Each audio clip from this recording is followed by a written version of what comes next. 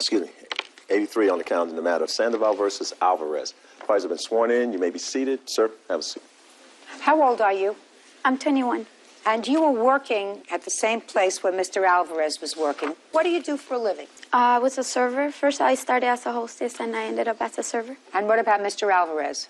He was my manager. Now, you decided to join an employee program, but not an official program, for savings. Yeah. Tell me how it worked.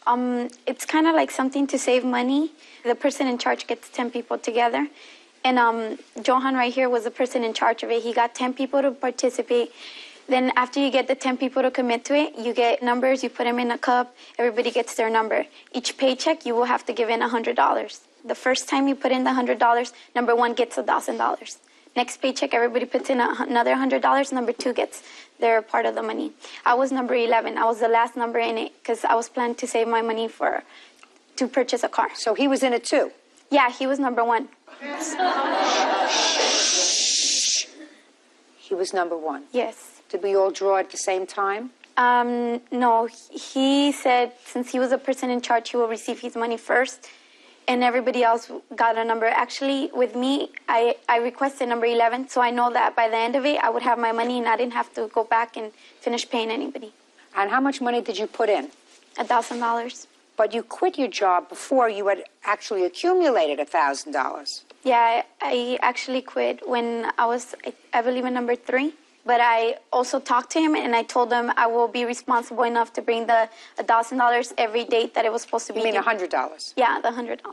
And did you do that? Yes, every time. Who did you give the money to when you came back each week? Okay, the next two numbers, he was there when I went to go drop off the money. Yes. So I gave them to him personally, and I asked him, since I don't work here anymore, for my safety, in case any problems happen, I would like you to sign my paper every time I give you the money. And did he do that? Yeah, he signed 1 through 5, all the times that I showed up that he was there. But after the 5th time, I believe he started getting weekends off, which was the days we were supposed to turn in the money.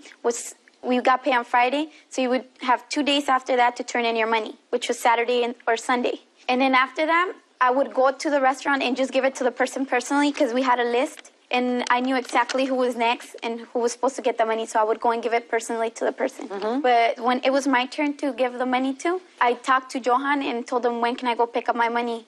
And I never got my money, so I went on Sunday. Well, what did Mr. Alvarez say when you said, I want my money now? Oh, well, actually, this was his excuse. He told me, Soma, you know what? I'm having problems with the money. So I told him, I understand problems happen. And he actually gave me his word that 100% that he was going to have it for the 29th. 29th of what month? April.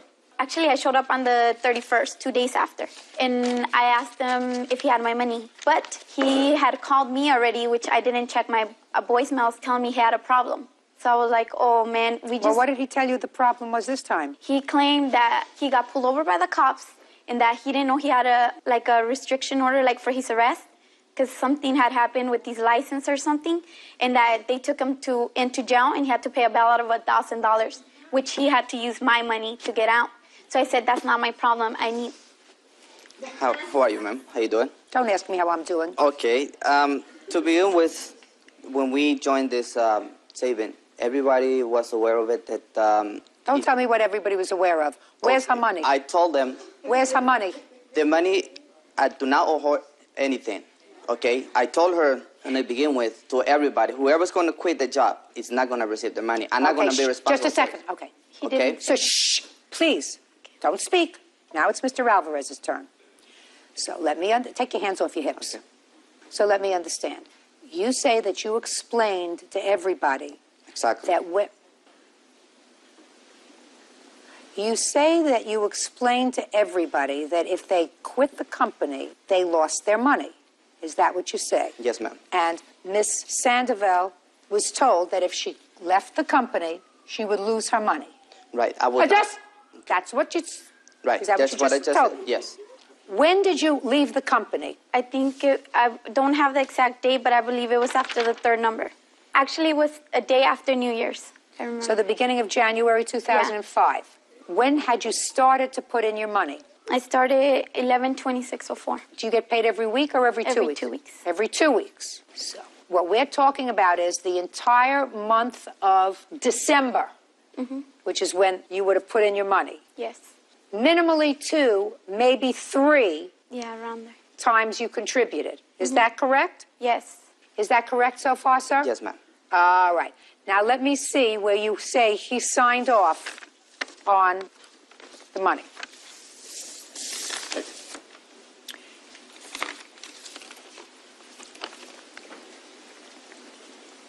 Well, Mr. Alvarez, you gave her what amounts to a receipt for 5 payments. Yeah, exactly. I told her. Shut. Okay. Mr. Alvarez, let's recap what you just told me, sir. You told me that you explained to Miss Sandoval that if she left the company, she would lose her money.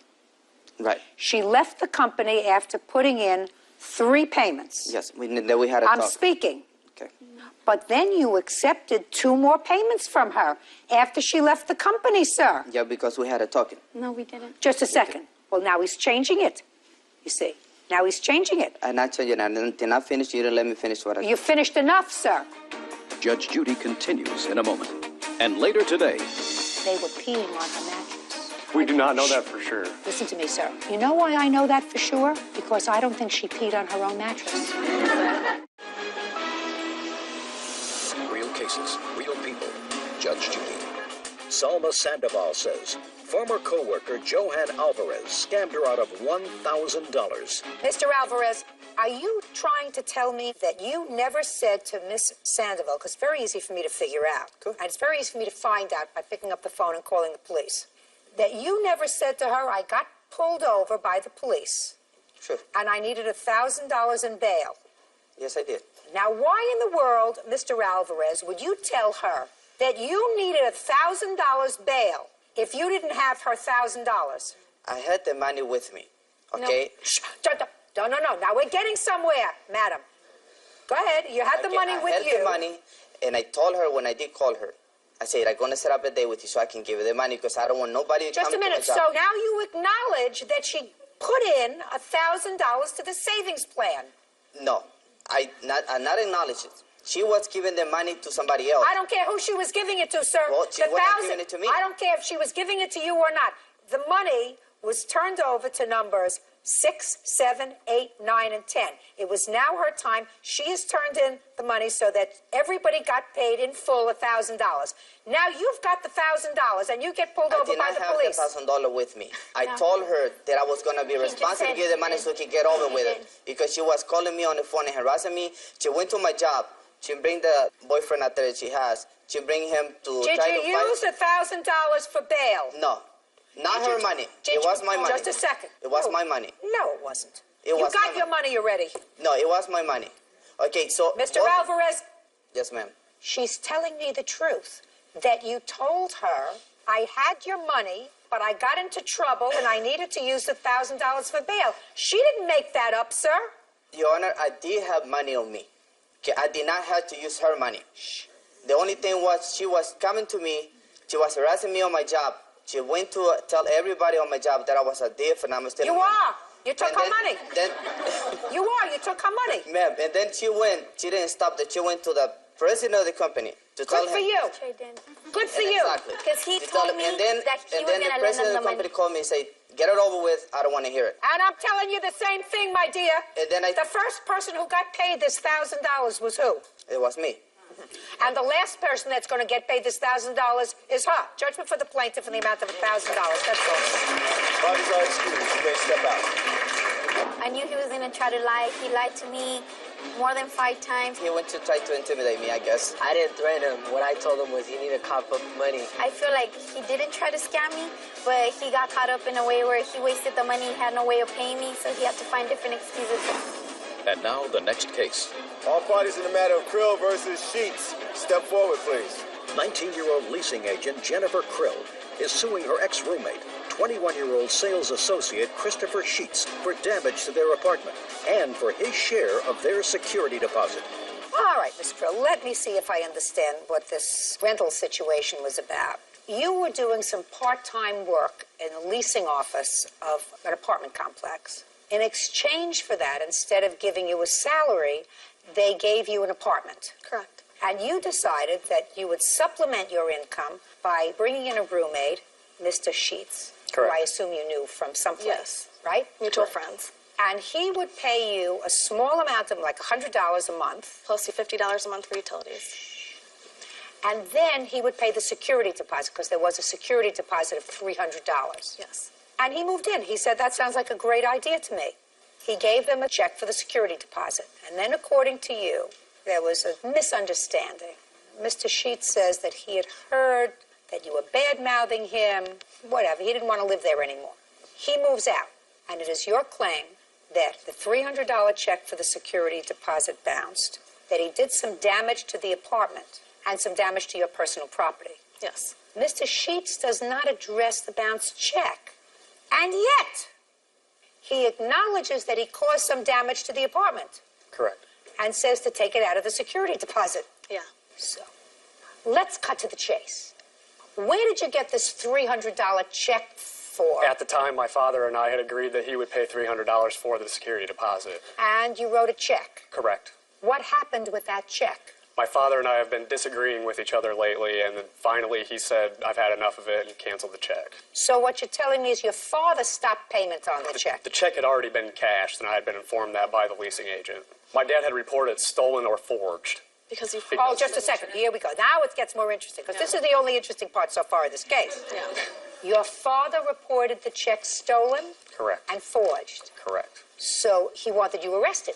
Well, he didn't want that, but he wanted to get it settled. He didn't think that she forged the check. Yeah. Right. You forged the check. It wasn't, I didn't forge No, the check at the he time. said that you forged the check.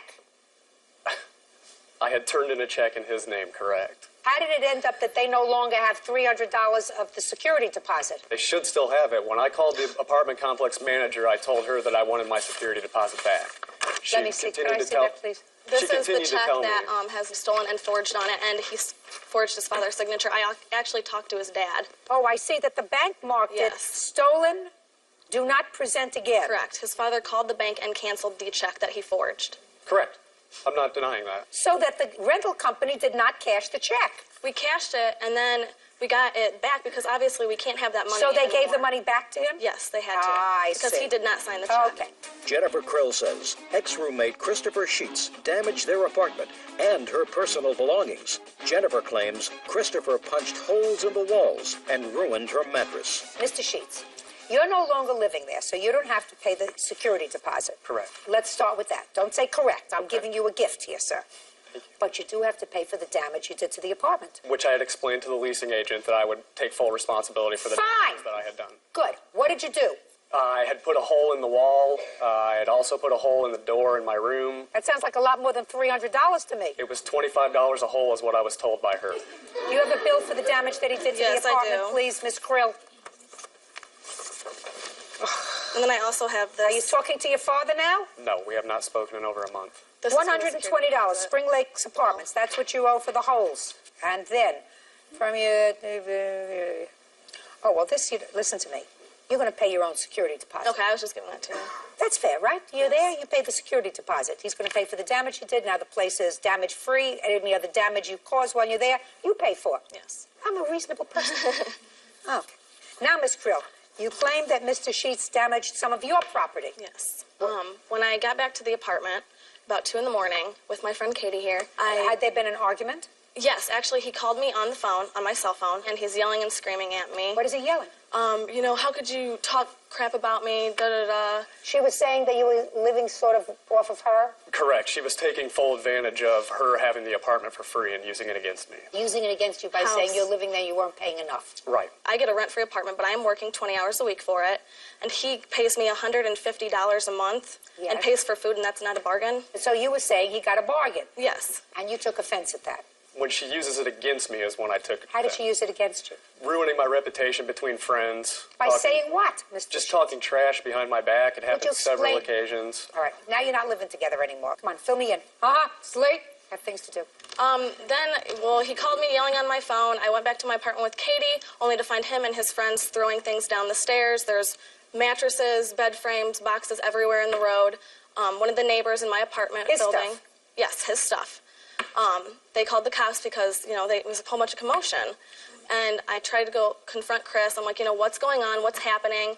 He doesn't even want to talk to me. He's like, I'm moving out. That's it. Da, da, da. I'm like, okay. Can't stop him. Can you tell me, please, what property you allege that he damaged that belongs to you? He already has to pay $120. He urinated on my mattress, which was about $400. Well, how do you know it was him? I have pictures. That's not my question. How did you know it was him? Well, he was moving out all the stuff with two of his friends, so, I mean, he had the problem with me. Let me see. These are all the pictures. So what you're claiming is it was either Mr. Sheets or one of his friends? Yes. He took all the food in the refrigerator? Yes, Oh, everything. get over it. What else? I got the mattress and the holes. deposit, I mean, the food, but that wasn't in the charge. That's the main things. Let's talk about the mattress, Mr. Sheets. I did not do that, Your Honor. I did not see anybody do that. I was out going to get a truck when I came back. Were things being thrown out of the apartment, your things? My items, yes. Your items. They were getting it out as fast as possible. What time of the day or night was that happening, It Mr. was Sheets? about 2:15 in the morning, I do Well, believe. sir, so what you're telling me is at 2:15 in the morning in this apartment complex, you're throwing things down the stairs. There are other people that live there, is that right? Correct. That's not very mature, Mr. Sheets. They were moving the things out while I was going to get a vehicle to take all the things to my new... Well, you selected people who were not very mature to I do the agree. job, right? Yes. And if you select people that aren't very mature to move you out, and they are acting in an immature, rowdy fashion, whose responsibility is that? Mine. Right on. And while you were out getting a truck to take this stuff out of there that they were throwing down the stairs, you know what else they were doing? They were peeing on her mattress. See, we do not know that for sure. No, listen to me, sir. You know why I know that for sure? Because I don't think she peed on her own mattress. Listen to me very carefully, sir. When you invite people to do a job and you don't supervise them, and you do it in an irresponsible manner at 2 o'clock in the morning, you have to assume the responsibility for everything bad that happens. How much was the mattress? About $400.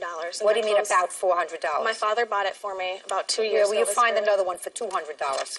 Anything else, Miss Krill? Yes, ma'am. He also urinated on about $100 worth of my clothes that were laying below my bed. Where are they? They're not with me anymore. I threw them away. $320. Get over it. That's all. Yeah, this is case number 3 on the calendar in the matter of Hargrave versus Kirkendall. Parties have been sworn in, Judge. You may be seated. Gentlemen, have a seat, please. Mr. Hargrave, you own a store. Is Yes, it I a do. check cashing store or a convenience store? Convenience store, Your Honor. And you know the defendant for some time. Yes, Your Honor. She would come in, according to you, and cash checks. Other than buying things there, she would cash checks. And Her and her you would husband, Your cash Honor. checks for Yes. her. Yes, Your Honor. And your complaint is that she came in with a large check, Yes, Your Honor. $2,500, that you cashed for her, Yes, Your Honor. and it turned out to be a bad check. Yes, Your Honor. Ms. Kirkendall says that she's sorry about that, but that she was the victim of a scam, and she didn't know the check was bad, and she's sorry. Well, Your Okay? Honor. That's what the case is about. So I'm going to have to start with you. There are certain facts that I gather are not in dispute. A, there was a check for $2,500. You brought that check to the plaintiff, and the plaintiff cashed that check and gave you $2,500. Not, he didn't give it to me. It was sent Western Union that day. He made out a money order? Yeah, Western Union order. He did. First of all, I don't know this gentleman. I haven't seen him in the store. He's the owner of the store, I Okay. assume. Yes, Your Honor. And it was not him, but another employee that works in the store. Now you're going to tell me about the scam, Miss Kirkendall. Okay, the girl that caught me off guard received a letter. What do you mean the girl that caught you off guard? The girl that sent the letter. She previously called. What are you talking about? How I got the check. How it all started. Well, you're starting in the middle of a sentence. The girl caught you off guard. I don't understand that. I heavy depression. I just lost my 21-year-old son. So I received this letter during the depression. You received the letter in the mail? Right. Let me see the letter. And that's the death certificate to prove that my son did. I don't need the death certificate. It has nothing to do with this case.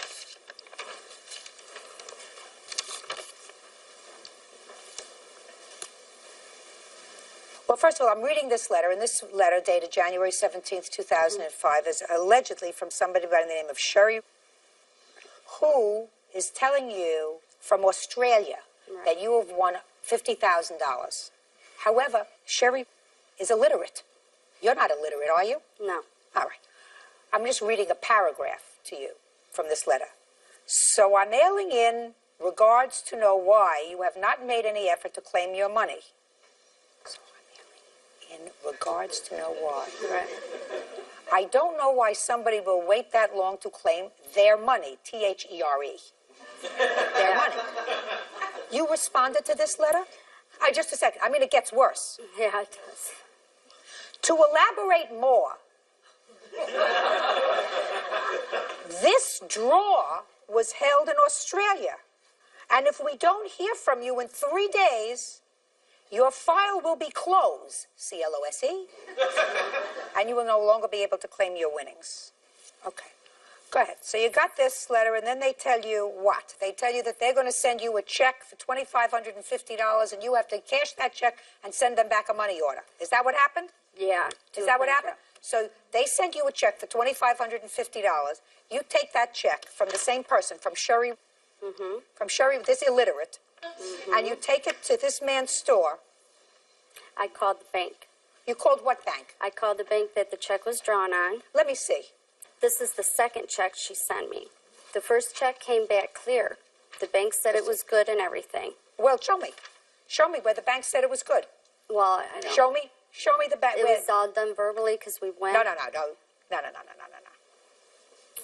my dear. I called on the phone and I went to the bank to cash it at the bank because they said it was good. So why didn't they take care of it there? Because they wanted me to open an account.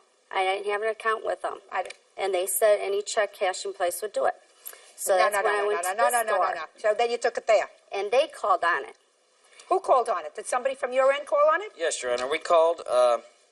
What it was is we can't verify that there's funds in the account. We can verify that that individual is in good standing with the bank. Being that she has such a history cashing checks with us, she cashed one September of 03 for $2,800. So we couldn't verify that there was funds in there, but we took her word for it. What do you mean you took her word for it? We asked her if this check comes back, will you be able to, honor it? If for any reason something happens to it. Sir, that's a lot of baloney. First of all, you can't testify to that because you weren't there. You didn't deal with her. This man didn't deal with her. Actually, I Where was is there. the employee? What? I was there. He authorized me cashing the check. Mike, another one of my associates. She says you weren't there.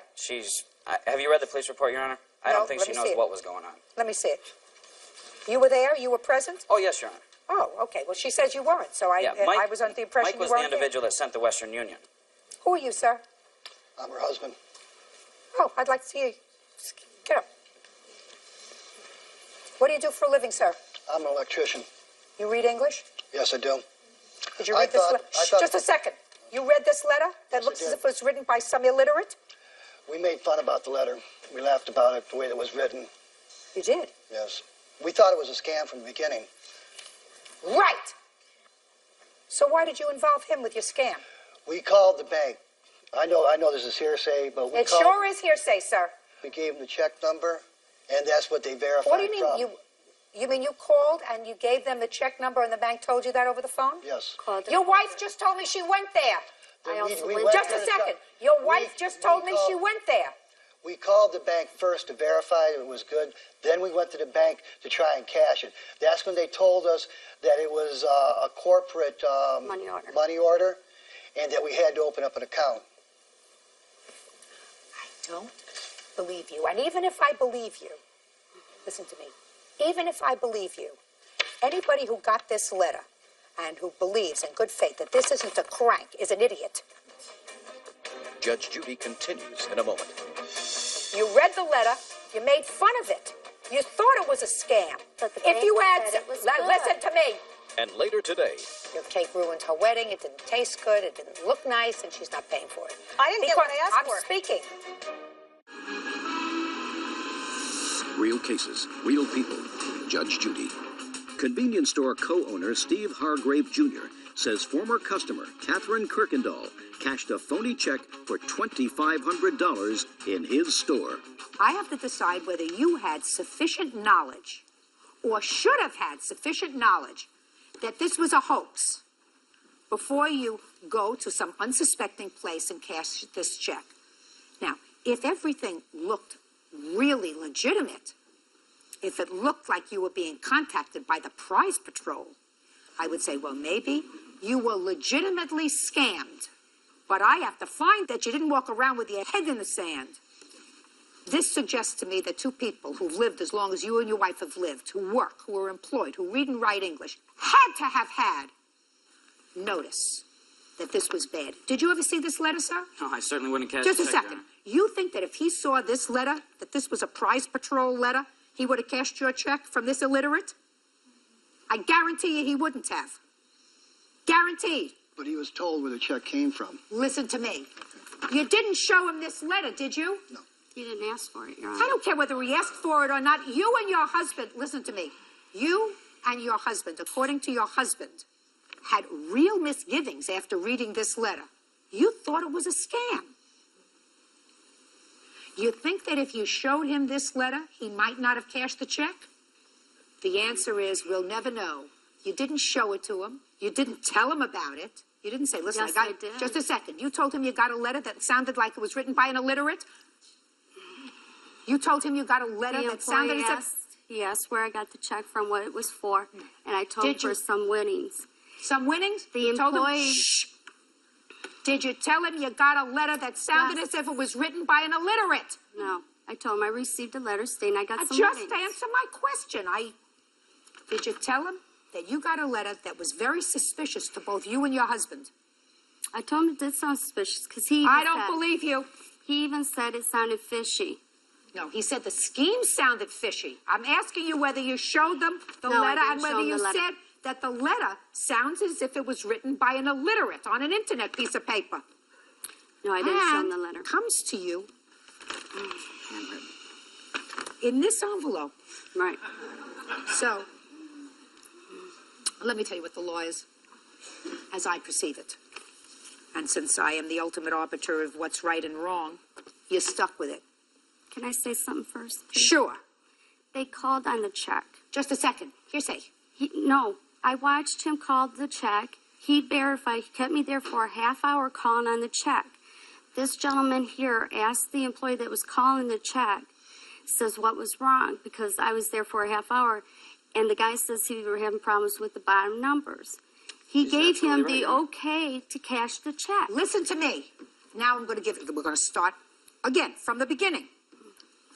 You received this in the mail. Right. Handwritten, no return address, looked like it was written from someone who was just released from a psychiatric institution on a piece of computer-generated stationery that is replete with misspellings, bad grammar, from some organization that has told you that you have won $50,000.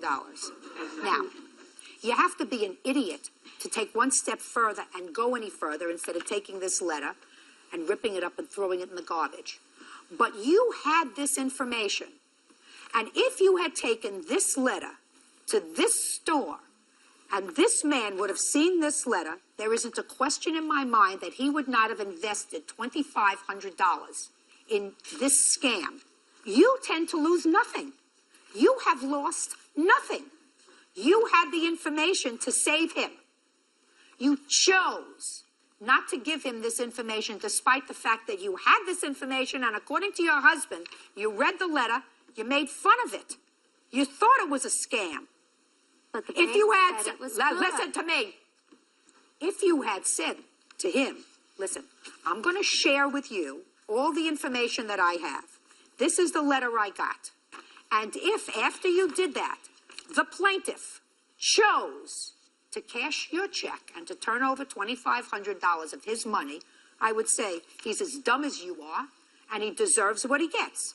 But right now, you had withheld from him this information and you're stuck because he shouldn't be out the money. Put your hand down.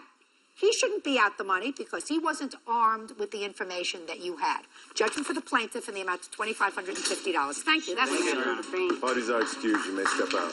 If he was hesitant, he shouldn't have cashed it. But he got the okay to cash it, and he cashed it. You've been cashing checks for a long time for him. I had no question of, doubt the validity of the other check. I was in a depression, a heavy depression. So I just thought some luck would be coming our way. And now the next case. All parties in the matter of Nybert versus Sanders. Step forward, please. Healthcare agent Catherine Nybert is suing her former friend, customer service rep Alicia Sanders, for the cost of a wedding cake. Alicia says the cake was a disaster and it ruined her wedding. Miss Nybert, you and Miss Sanders were friends, knew each other from work, according to what I read in this complaint. And she was getting married, you agreed to make the wedding cake. That's correct. And your agreement was that you would make the cake. She had selected the cake. She had a picture of it. She would pay you for the ingredients, which were a couple of $100. And the labor that went into making this cake would be your gift to her.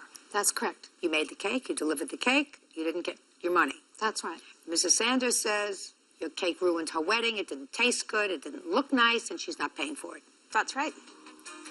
When she approached you, Miss Nybert, she showed you a picture, according to what I read. That's correct. Do you have that picture? I do. I'd like to see it. By the way, do you do this as a hobby or as... It's basically a hobby. I do it for good friends and family. I just charge them cost. I do it out of a gift of love because I care about the person. You have a picture of the finished wedding cake? You bet I do. I'd like to see it, please.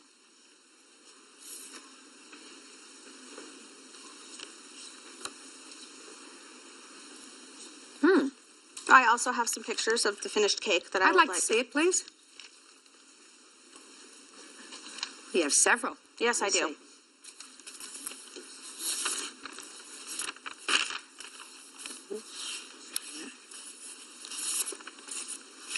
Well, the cake isn't in this picture, right? No. I just thought you'd like to see that I had a designer wedding gown, I had a beautiful wedding, and I was so excited to have a designer wedding cake. Well, why didn't you order the one from a designer bake shop?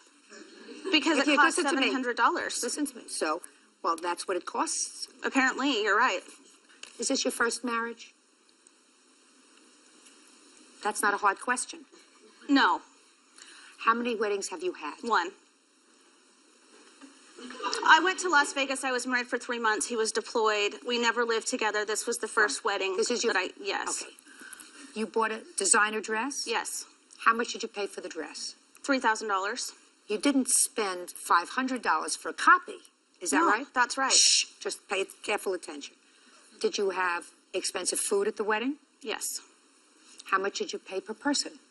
I don't know per person. We didn't do it by per person. We did a buffet style. We spent about $1,000 on the food. How many people did you have at this wedding? About 400. You had 400 people at the wedding and you spent $1,000 for food? Mm-hmm. Is that right? You know, my mom helped us out with the food and You everything. could stand up, please, Okay. when you talk to me.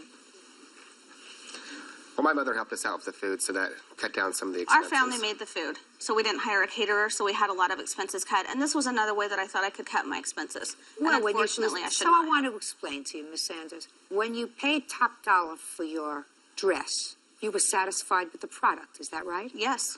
If you had wanted a designer wedding cake, which according to your answer cost $700, you were not prepared to spend the $700. You were prepared to spend less, right? Yes. So you got somebody who was going to try to copy the cake that you wanted, right? Yep. A copy isn't an original. That's right. Right. I found that out the hard way. Right. Whether you found out the hard way, Miss Sanders, or the easy way, you owe Miss Nybert the money. I didn't get what I asked I'm for. speaking. Pay careful attention. You had a cake. It was the only cake you had there. The only one you had. And you displayed it. You didn't... I'm looking at your pictures. You displayed it with a lot of little flower girls who got their fingers in it. So Because nobody else wanted to eat it. I am speaking. When I speak, you don't. Is this your first marriage? Yes. Good luck to you. You see, you displayed the wedding cake, and you had two little girls who were flower girls or members of the wedding party or maybe just guests. They were there putting their fingers all over it and tasting the frosting. They didn't look as if they're still with us on this earth, are they not? So you displayed the wedding cake. You may not have liked it, but you used it. And when you use it, you pay for it. Do I make myself clear? Yes. Good. Judgment for the plaintiff in the amount of $200. That's it. You may step out. Now, this is case number 200 on the calendar in the matter of Galarzo versus Cosio. Parties have been sworn in, Judge. You may be seated. Folks, have a seat. Miss Cosio, you are currently separated from your husband. Is that right? You've been separated for about 3 years. Is he here today? Yes, he is. Yes, I am. And according to your answer in this case, you separated from him because he was abusive, had a drinking problem. Yes. That's why you separated. Yes. You filed for divorce. He did. He did in December. Yes. And hopefully that divorce will be finalized soon. The two of you have 2 children. Correct. The plaintiff is his fiancée. Correct. And you've been together for about a year. Yes. And you're planning to be married as soon as the divorce is finalized. That's correct. Do you live together? Yes, we do. How long have you been living together? For about 8 months. According to your complaint, you gave one of the girls, one of their daughters, who was graduating from elementary school, Yes, that's correct. 3 outfits. And according to you, Miss Casio destroyed those outfits. She was annoyed at something. And then later at the graduation, made a terrible scene at the graduation, Yes. which embarrassed and humiliated you. Miss Casio says that the outfits weren't destroyed, and she says that you had no business being at the graduation. You should have stayed home. She told her separated husband that he shouldn't bring you, and he defied her and brought you, and that's what caused the incident at the graduation. Is that right? That's right. Well, let me straighten you out on that score because that's freshest in my mind. You have no business telling him who he can bring to his daughter's graduation. This child has 2 parents, and you're no more of a parent than her father is. You don't have any right to tell him who he can bring to the graduation and who he cannot. You understand that?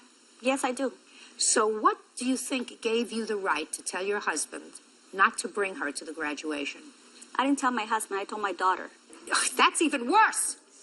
That you told your daughter to tell her father that he should leave her home? Is that what you did? Exactly, that's what I did, Judge. You're outrageous. That's an outrageous thing to do on many fronts. First of all, you never use a child to transmit messages from one parent to another. Certainly nothing negative. If you want to say, listen, would you like to come to my house for a graduation party? That's a nice thing. But you never use a child as a telephone to transmit a negative message from one parent to another. That makes you a bad mother. You don't want to be a bad mother, do you? No. Well, I'm telling you that was something that only a bad mother would do. So I would rethink that. Having said that, you have no business directing what goes on at your daughter's graduation. It's not your graduation. It's your daughter's graduation. And unless your daughter doesn't want her for some reason, she should be there. She's part of her life. You may not like it. That comes under the category of too bad. You got to get used to it. You got it? Yes. You have any questions for me? Nope. Good. Now, what kind of a scene did you make at graduation? I didn't make no scene. What did she do at graduation? Your Honor, I have a video cassette of her behavior. I'd like to see it. It's right here. And I have never met her, and why she acted this way and insulted me in front of everyone and made a scene, especially Erica started crying. The other daughter with her 3 infant, Excuse me? What did you call me? What did you call me? Why? Why? You need God. You need God in your life. Really? Yes. Yes. You do. I've never done anything to you. Why did you call her? Okay, I got it. Okay. Why did you call her a name? Because I was upset that she was there at my daughter's graduation, Judge. You owe her an apology. You owe her an apology. Your behavior was outrageous. And I'm going to tell you something. If you don't decide that you're going to change your way of doing business, you're going to lose custody of your daughters. I'm telling you that. I'm an old family court judge. And I'm telling you that if you're going to put your daughters in between their parents, and if you're going to behave in an irrational way, you will eventually lose custody of your girls because they will say, I don't want to live with my mother. She's a nut. Now, what did you do with the outfits that she brought for your daughter? And I better get a truthful answer, otherwise I'm going to have to embarrass you and bring your daughter here. So I want you to tell me what you did with the 3 I didn't outfits. do anything. Where are they? I don't know what she's talking about. Your Honor, I have a recording of the daughter on June 24th where she called my cell phone and pictures of my outfits burned. I'd like to see them, please.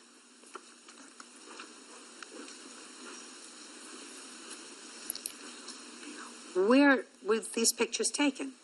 Apparently, she burned them, and either she walked into my property or threw them right next to my truck, keyed my car, and I have a police report. Oh, well, she's crazy. Sir, I think that you ought to go into court and seek custody of your daughters. I wouldn't let my daughter stay with her. There's something badly wrong with her. Mr. Casio, step up. Step up, sir. Yes, Your Listen Honor. to me very carefully. How old are your daughters? 12 and 16. Well, 16-year-old daughter is going to tell you where she wants to live. Okay. And unfortunately for her, she probably will say, I have to stay with my mother because I feel sorry for her. But certainly, if her behavior continues to be so irrational, you might find it in your 12-year-old's best interest to pursue custody of that child, because somebody who behaves in this fashion is not capable of taking care of a child. I agree. That's my judgment. Now, 12-year-old probably is not in physical harm in her custody, but she certainly is emotionally in danger, being with somebody who has so much anger. Who are you? I'm her friend. Do you understand what I'm saying? Yes, totally. Is there anything that I said that you find wrong? Not anything you said, but things she said. Anything I said? Not a thing that you said. That's all. I said anybody who behaves this way for no reason, who can do this, who uses their child as a messenger for hateful messages, is a bad mother. Because a good mother doesn't do that. Go ahead. Your Honor, I was spending the night before the graduation at Myrna's house to go to the graduation, and I... Just a minute. You're her friend and you were going to graduation? Yes. What gives you the right to go to graduation as a friend? Because her daughters like me. What gives you the right as a friend to go to their graduation? Because their mother invited you? Yes. That's why she was there. Now, let me ask you this question. Would you believe that he was acting like a nut if he came up to you and called you vile and vicious names and told you to get out because he didn't want you at the graduation? Would you think he was acting like a lunatic? Not necessarily. Well, what would you think of his behavior?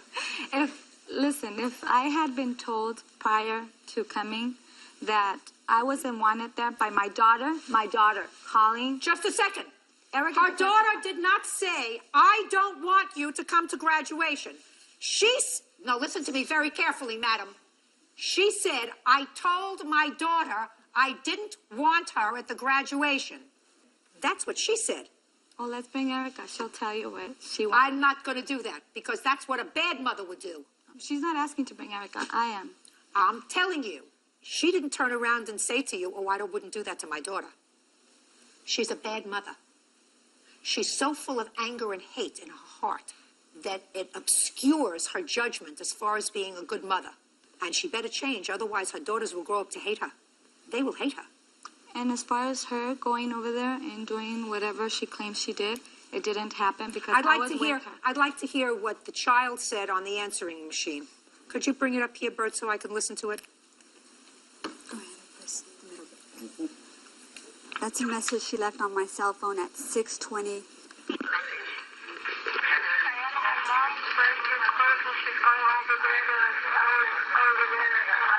My mom is burning your clothes.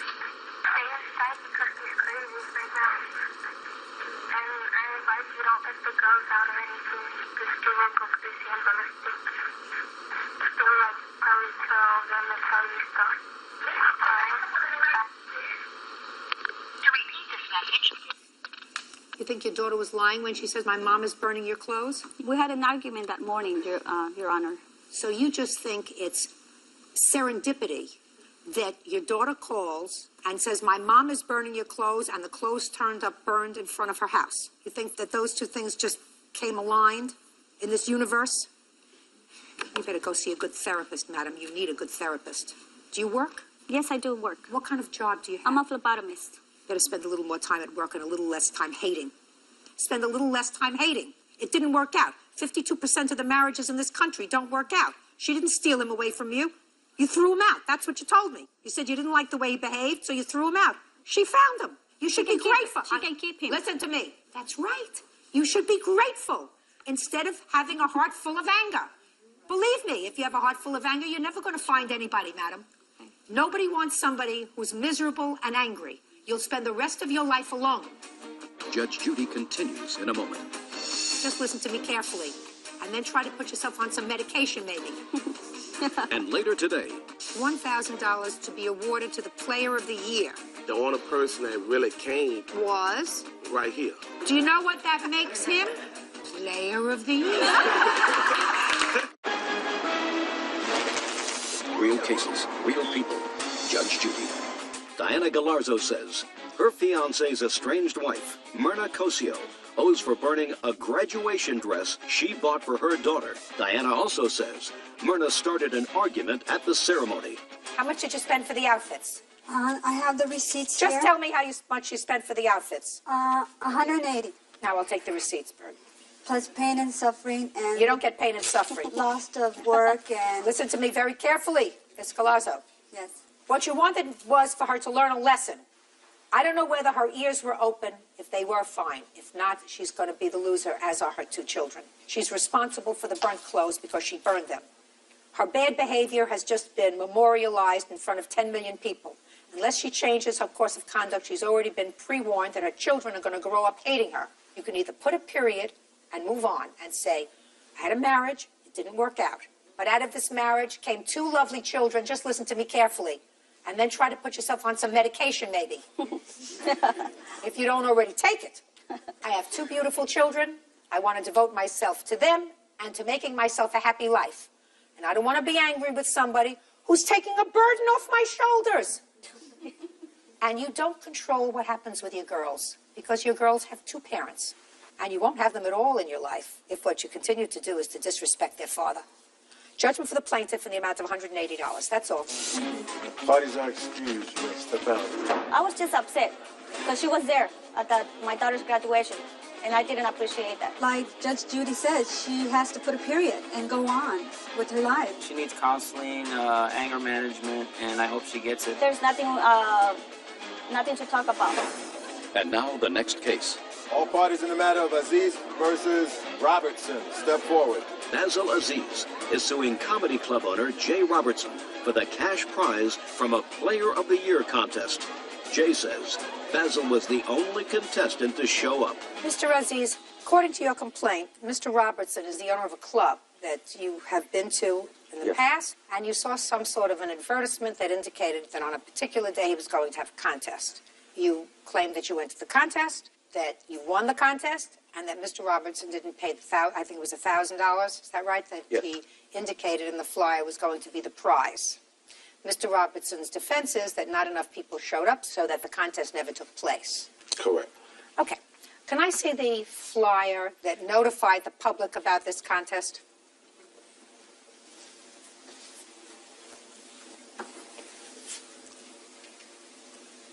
Your club is in Virginia, sir? Yes. What kind of club is it? It's a comedy club. And you had these prepared?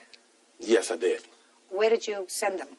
They was on all sides of town, all over. Okay. It says $1,000 to be awarded to the Player of the Year. Now, according to your complaint, Mr. Aziz, there was an entrance fee. I paid that. I don't see it where it said there was an entrance fee here. What was the entrance fee?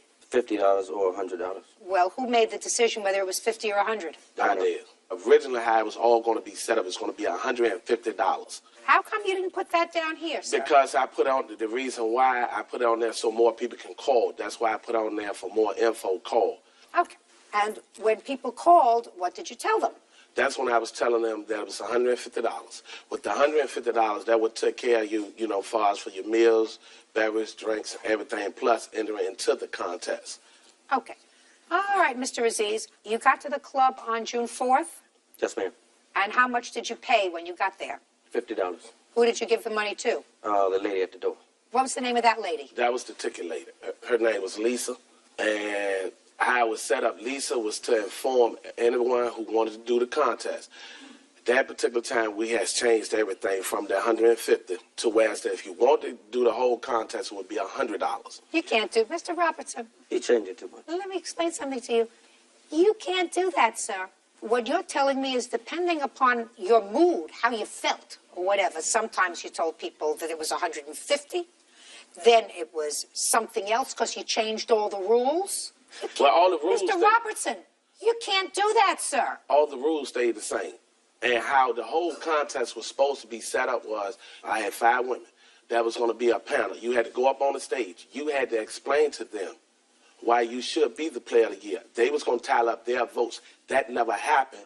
Well, let me ask you a question, Mr. Robertson. How come it never happened? Because the only person that really came, because after when I got back The to only the club, person that came was... right here. Do you know what that makes him? Do you know what that makes him? Player of the year. Thank you. You want to tell me? You want to tell me? You never told me. Mr. Robertson, when you run a contest and you have somebody that enters, like he did, and paid his money, and you didn't get enough people so that it could be the kind of event you wanted, but there were a lot of people in your club that night, right? How many people were in the club? I had. How many people were in the club? I had a lot of ladies at that particular time. Right. And then later on, that's when. You had a lot of ladies. Would you say you had 200 people? Something like that. Line was All around right. the corner. Hey. You had 200 people, and was that a usual Saturday night, sir? Something like that. Did you have more ladies that Saturday night than you usually have? Yeah, at that particular time. Do you think that's because you advertised the Players' Ball? Well, that was the catch, to get the ladies. Right. So you got what your advertising paid for, Mr. Robertson. Now you have to pay up. The winner. Judgment for the plaintiff in the amount of $1,000. That's all. Thank Parties you. are excused. You may step out. Versus Mashoud. Parties have been sworn in, Judge. You may be seated. Miss Rose, you rented a room from the defendant, and according to your complaint, you were forced to move out early. Yes. You want prorated rent. Yes. You certainly want your security deposit back. And you want compensation for what you say were very nasty things that the defendant posted about you on the internet. That's correct. The defendant says that you chose to move out. You don't get compensated for choosing to leave before the end of the 30 days. That your cat did some damage to the rug, so you don't get your security back. And she acknowledges she wrote nasty things about you on the internet, but she said everything she wrote about you was the truth, and the truth is a perfect defense. That's very true.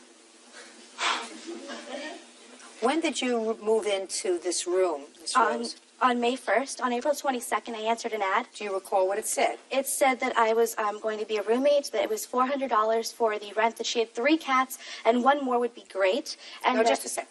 That's not what the ad said. Yes, it did. It said she had 3 cats and 1 more would be great. Oh, that's what the ad said? Yes. It must be a very long ad. Where was it? Craigslist.com.org.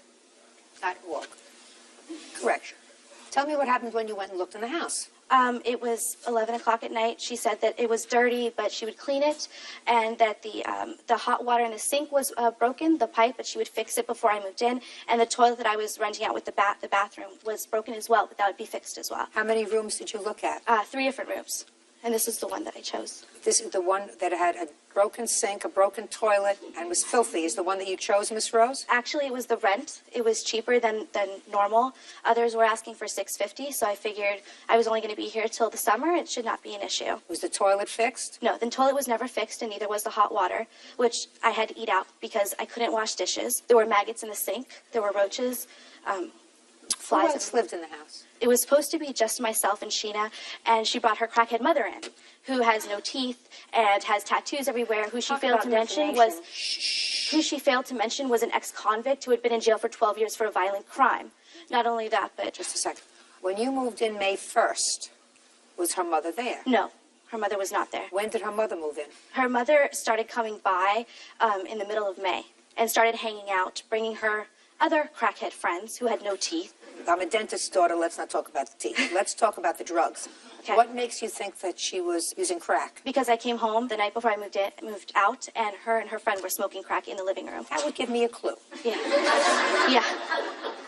What was your mother incarcerated for, Miss Mashoud? I believe it was theft, and she violated her parole several times. She violated her parole because of her drug use? No, it had to do with the fact that she wasn't seeing her probation officer like she was supposed to when she was released early. Listen, if you're released early and you want to stay out of jail, unless you're involved with drugs, you usually see a probation officer. Well, actually, the problem was that she moved back to Colorado without asking her probation officer, and she stayed out there for 3 years. Well, that would be a problem. Yes, obviously, as the rule was that she was supposed to keep in contact. How long was she incarcerated? I'm not sure. I never lived with my mom as a child, so. When was she released from prison? At least 5 years ago. How come she started to come to your house? Because I previously, before she had ever moved in, had paid my mom to come to my house to clean my apartment because I work 18-hour days. I have 2 different jobs. I work a bar job at night, and during the day I'm a special effects makeup artist. I work very hard, and I don't have time to spend, even if it is 4 hours that I get to sleep, to spend cleaning up my apartment. You mean there's nobody else that could clean your apartment other than your mother? Well, I don't trust anybody else to come into my apartment because I have many things that are worth a lot of money. So what you're telling me is you trust your mother? Yes, I do. The mother who she says, and I believe her, Yes. invited somebody into your home and they were smoking dope in your house. Nobody else other than my mom was invited into my home. Well, she did. Bring somebody else into your home. I had never seen the person. Well, and I'm I telling don't know you, who she she's did. with. She did. So your judgment wasn't very good in choosing your mother. Listen to me. Your judgment wasn't very good in choosing your mother to clean your house. I believe my judgment was just fine. Aside from the fact that she had been incarcerated before, it doesn't mean that she would do anything like that again. Well, It was but a she petty brought problem. somebody. I Listen love to my me. mother. She brought somebody into your house, and they were smoking There's dope no in proof your of that. house. Who is that? I believe her. I'm glad you believe her, but I don't know that that's true. I know that my mom has not been on drugs for many years. I know that she does have permanent psychosis because of doing drugs for many years, and that is true. But she's not a current drug user. Otherwise, I wouldn't bring her into my house because I wouldn't trust her around my stuff personally. Ms. Michoud, that's your problem. You want to have this unabiding faith in your mother, with whom you say you never resided when you were growing up, who was incarcerated most of that time. That's up to you. I absolutely, 100% believe her when she says that she came home the day before she moved out and your mother was in the house smoking dope, which, as far as I'm concerned, gives her the right to leave in the middle of the month. Well, I'm speaking. What day of the month did you move out? It was the 18th. So you want prorated rent for the 12 days that you weren't there? That's correct. Okay, and how much does that come to? $146.50. My mother had not moved in at that point. She was a guest of mine. Excuse me? Shh. Listen to me. She doesn't. Listen to me very carefully, Miss Michoud. Mm-hmm. She doesn't. Listen. Try to listen. I know you got a lot going on in your hair, in your face, everything else, but try to pay attention. She doesn't have to live in your house. You have invited a guest into your home, your mother, who is involved in behavior that I believe could have endangered someone else who was living in the house. If the police had come to your house and found your mother and someone else in possession of crack cocaine in your house, everyone in the house would have been involved in that drug sweep. So she was very smart to move out. And since you have acknowledged that you invited your mother into the house for the purposes of cleaning, you can't say she had no right to move. She did have a right to move. And since you invited this problem into your house, you have to compensate her for the 12 days in rent that she did not have use and enjoyment of her room. Well, that's my ruling. You may not like it. That's why you go to her boyfriend. That's why I'm speaking. And he's in listen, and he's listen to staying me. in my house. Listen to me very For the whole carefully. time she was there. Listen to me very carefully, madam. I don't know where else you work or what else you do to enhance your senses, but in my courtroom, I speak, I listen. Obviously, you don't listen very well. So I'm listening. You're not hearing what I'm saying because you don't like the answer. Judge Judy continues in a moment. I'm not going to ask her how she's going to establish that you committed the kinds of sex acts that she attributes to you because it's really unseemly. Suffice, I'm speaking. And later today, Somebody standing there with an open door, primping, while I'm waiting to get into a parking space, would rile the hell out of me. I can't even tell you what it would do to my husband. real cases, real people. Judge Judy. Jenny Rose says ex-roommate Sheena Michoud owes for the return of rent and a security deposit. Jenny also claims Sheena slandered her via the internet. How much is your security? $200. I have a copy of the sublease as well. Can I see it, please? And I have a copy of the letter she told me to vacate immediately. Okay. She wanted me to pay for her mother's rent for the next month. Listen.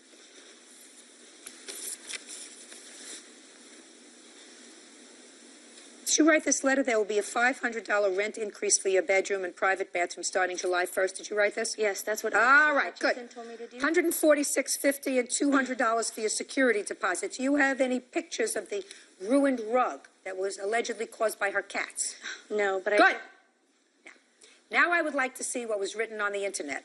This is a networking site that my coworkers, my supervisors and boss, as well as my family and friends read. I was contacted by one of my coworkers. Well, the one thing I do know for sure, Miss Michoud, is that you have a filthy mouth. Thank you. And I assume that you work in this town? Yes, I do. Good.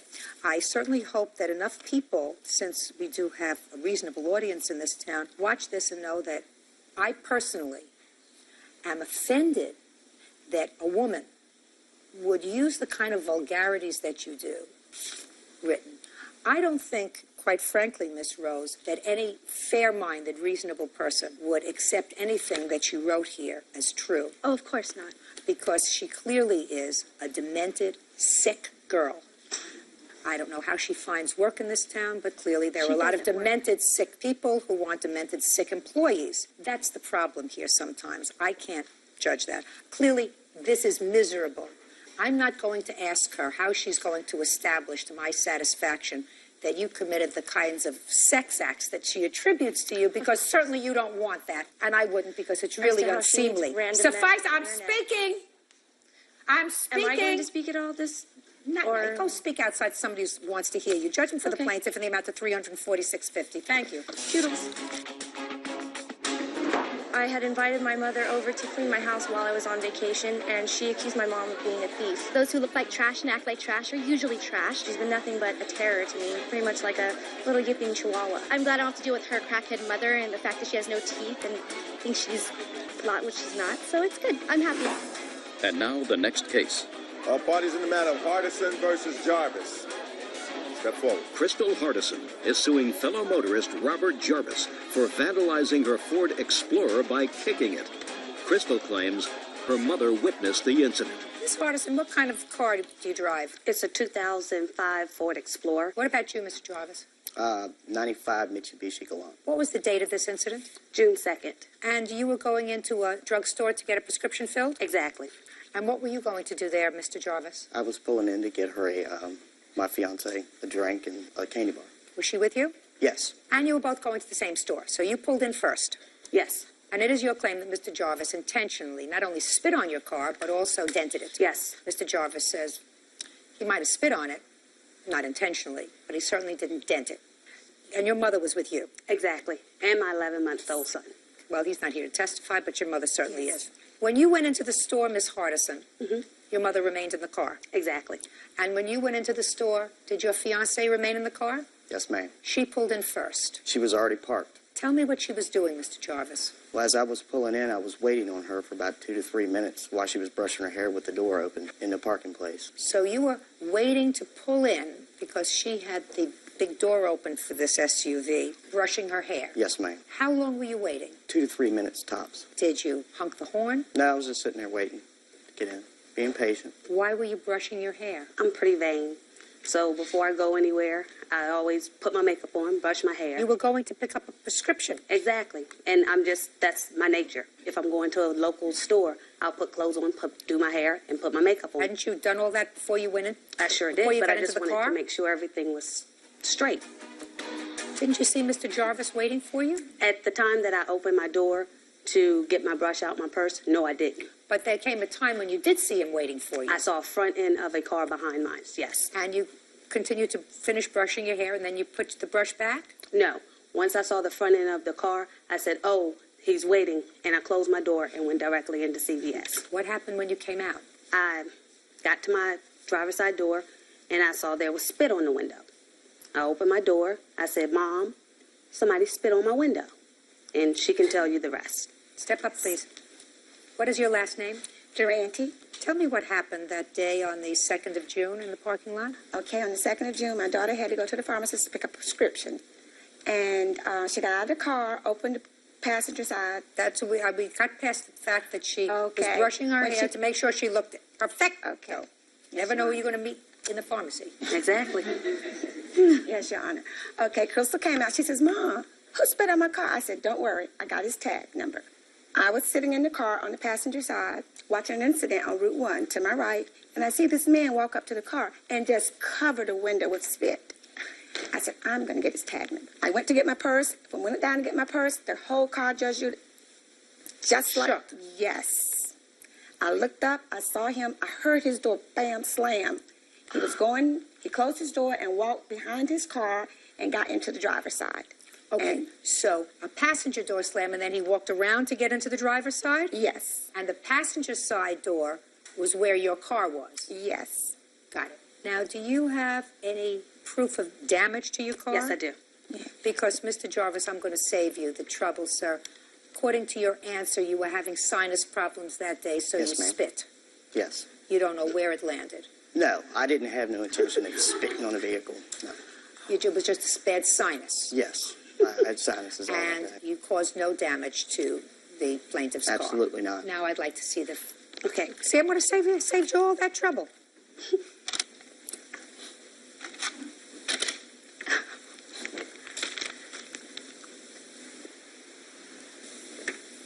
Your car's green. My car's green. But your boot isn't damaged. And besides, my car door don't go that high. It may not have been your car, sir. And I was never on that side of the vehicle. I was driving. Mr. Jarvis, what you're asking me to do is to say to this lady that she's lying. Now, common sense, which is really what we're about here, suggests to me that you were annoyed at this young lady. No, actually, I wasn't. Well... I was being patient. Well, listen. Then you are the only one I know who, under those circumstances, wouldn't be annoyed. I would be infuriated. But to be cussed and Infuriated. belligerent. Just a minute. I would be infuriated if I was sitting there patiently and somebody was not just putting a baby in a car, because that you wait for, adjusting a car seat or whatever, but somebody standing there with an open door, primping and brushing their hair while I'm waiting to get into a parking space would rile that out of me. I can't even tell you what it would do to my husband. Can I speak? Sure. Can I have her come up? If you want to. I'd just like to say that night when the police contacted us, the only thing that they said was that he spit on the window. When he called back to the police department, the police officer said that this was ridiculous and dropped it. 30 days later, we received it stating that there was damage. Why that night? Was there no record at the police department? I have no idea. Maybe they couldn't see it. And she drove all the way home and the spit stayed on the window? Listen to me. I mean, that doesn't make any sense. Does she listen to me? Free dear. money. That's I'm what they're speaking. trying to get. Does she look psychotic to you? No, listen to me. Not the daughter who was primping, who has to comb her hair before she goes to pick up a prescription. I'm talking about her mother.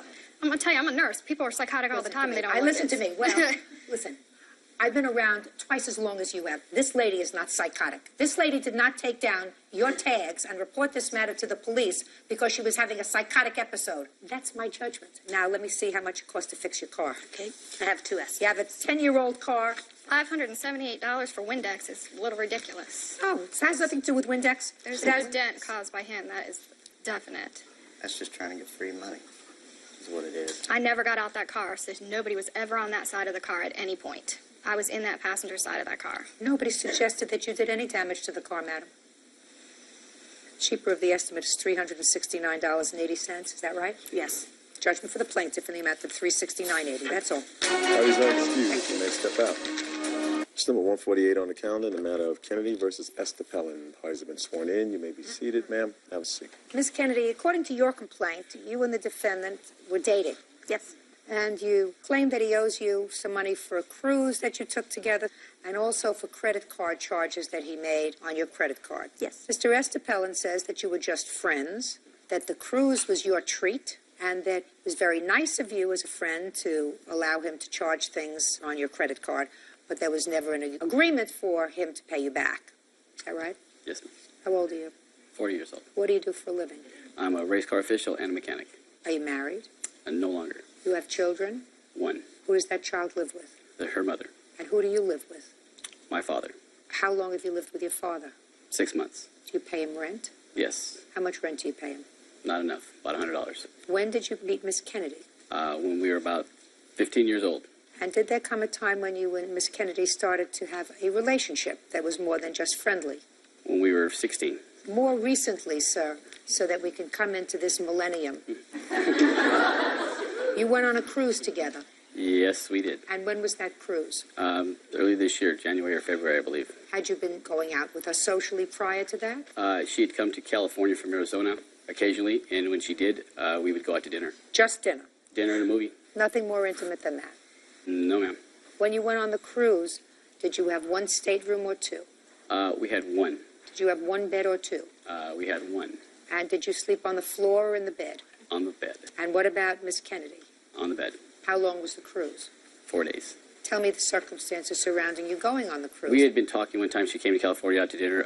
She was talking about vacations, that she had been wanting to take a vacation since she had been recently divorced. The next thing I had found out about the cruise was when she emailed me that she had booked a cruise, and she picked the dates around my racing schedule when I had an off weekend. So she had already planned it, booked it, and sent me the information. No. In December, when I picked Michael up from being in jail for 30 days, we had discussed... What was he in jail for? Because he failed to finish his anger management classes from a domestic violence issue on his wife. That should have been your first clue. I know. I know. Go ahead. So when he got out of jail, we went to the motel, and we discussed going on vacation. And I said, okay, I'll do some research on it. And when I met him again 2 weeks later when I went to California, I brought him all the information, and he agreed to pay half of the cruise. We booked the cruise for January 17th. When was he supposed to pay for it? After racing season started, which was the end of January. And he never paid for it? Correct. When did you make him a card holder on your credit card? After March, when we both told each other that we loved each other. March? Yes. Some 2 months after he failed to pay you for the cruise? Correct.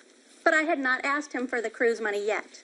You just told me he was supposed to pay you for it when racing season started, which was a month later, and he didn't pay you. Correct. And if he didn't pay you, you should have had a clue that this wasn't somebody that you wanted to extend any further credit to. Yes, ma'am.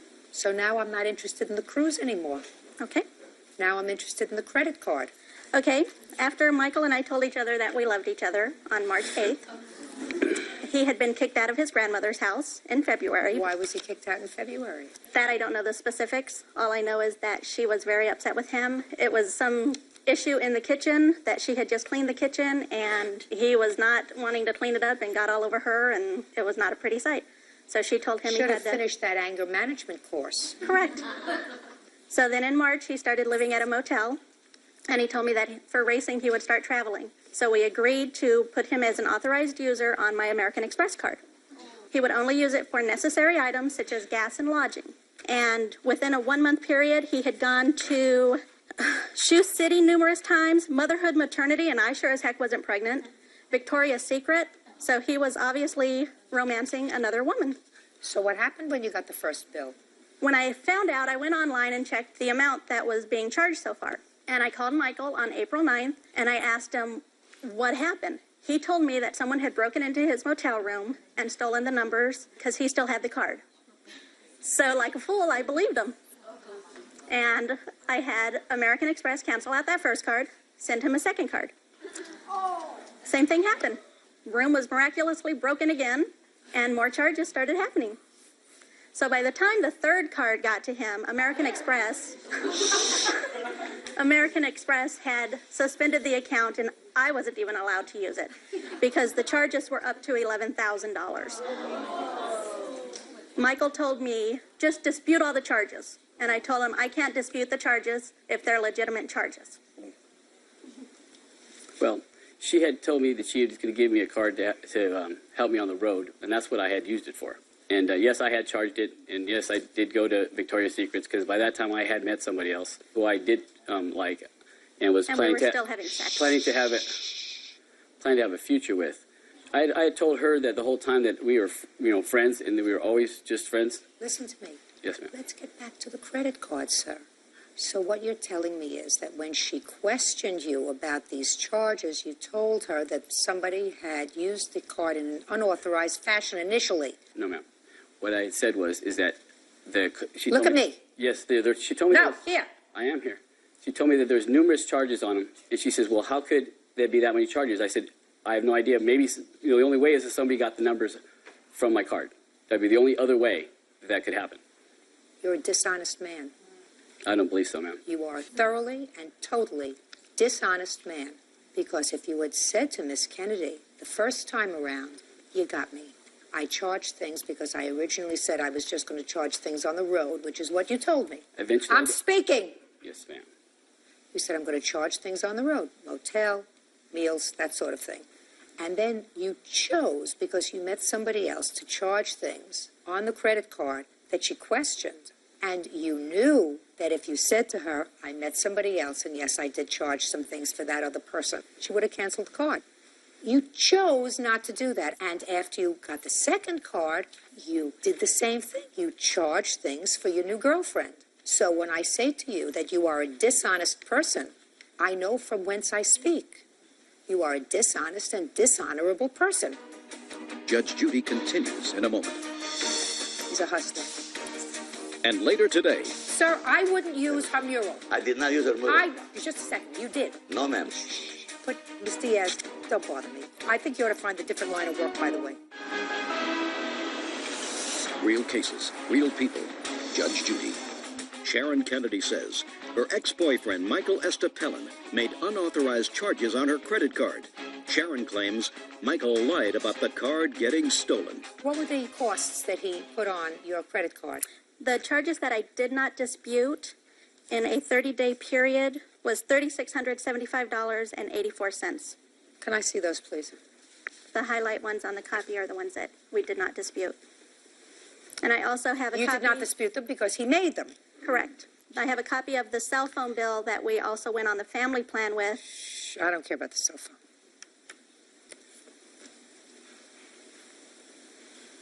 He's a hustler. Yes. Charge him for the plaintiff for the amount of $3,600. That's all. Parties are excused. You may step out. She seems to think I'm a dishonest hustler. That's fine. That's her opinion. Michael was in jail again in May, and I called his cell phone, and his girlfriend answered. She finally got it through her head that we were going to be nothing but just friends. I was totally shocked. I could not believe how much of a charmer he was and how good a liar he really was. Now she's just she's a scorned woman who didn't get away. The money is just secondary to what Michael and I had. And now the next case. All parties in the matter of Diaz versus Altunia. Step forward, please. Artist Mariana Diaz is suing former client, restaurant manager Robert Altunian, for the cost of a painted mural. Mariana says Robert never paid for her work. Ms. Diaz, you claim that the defendant owes you for a mural that you painted for his restaurant. And Mr. Altunia says that he didn't like the result, so he's not paying for it. Right. When did you hire Ms. Diaz? Exact date, I don't really remember. Month. Because maybe November or October. When did he hire you? On November 5th.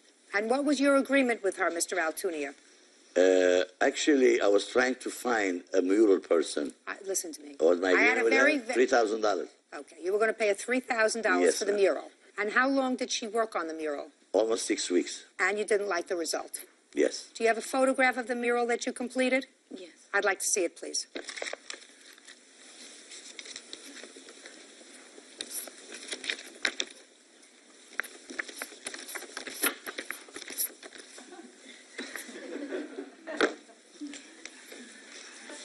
How did you find her, by the way, Mr. Altunia? I put the words around that I need a mural, and she knew one of my secretaries. It was a friend of hers or something, and when I asked her, she said, I'll do it. And you agreed on a $3,000 price? Yes, ma'am. Can I see what you've put in there in place of this, sir? Yes, ma'am. I actually run it. I have a couple of samples that... I don't want to see a sample. No. I want to see what you did over her work. Here. And the top one, too. And the back. That's it. This is what is over the mural that you painted. Yes. You sure? Yes, 100%. Okay. I'm sure. Oh, I see what you did.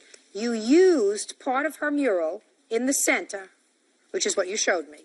You used this part, and you had someone else paint pictures of women, dancers, around it. Yes, ma'am, it's true. Okay, good. Well, it's certainly, I will tell you, Miss Diaz, have you seen it? I'm going to show it to you. It certainly is lovely what he did. He added to your piece. Just show that to Miss Diaz. Okay. I know the artist that did this. He's awesome guy. Yes, awesome. he's wonderful. He used your center. Right. And then he painted beautiful women dancers around the back. And he is awesome. It is awesome. He is awesome. Let me have it back. I met him while I was working on this because... Hey, there's no question about it. Yeah. That as far as artists go, Miss Diaz... He's amazing. He's terrific. But Mr. Altunia, you see, this is your problem, sir. Okay. How long have you been in the restaurant business? 32 years. Let's say Officer Byrd and I decide to take our families to your restaurant. Sure. We come together. How many are in your family? 6. All together. You know, Only got children. 6. Yeah. My basic family is 22. Children, their spouses, and grandchildren. Sure. So between the two of us now, we're 28 people. And we come to your restaurant. What kind of food do you serve, sir? I have 8 kind of different restaurants that I represent. This one? I do not. This one is French restaurant. It's a cabaret, madame. Good. So we come to your cabaret, and we eat, and we drink, and at the end of the meal, I say to him, you know what? I didn't like the food. I had better French food across the street. All right. So, Mr. Altunia, we're not paying the bill because we didn't like your food. We ate it. We used it. But it was better food across the street.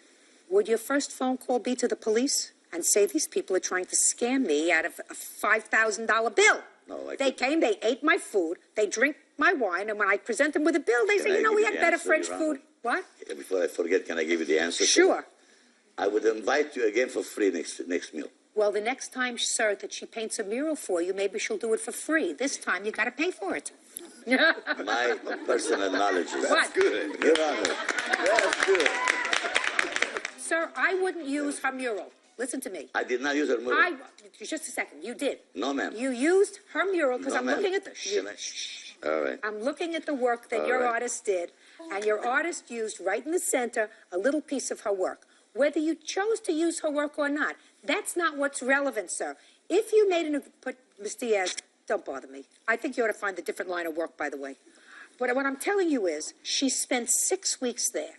The fact that she is a person of marginal talent is not her fault. She really wanted to do a good job. This is the best job she could do. She didn't necessarily try to hurt you.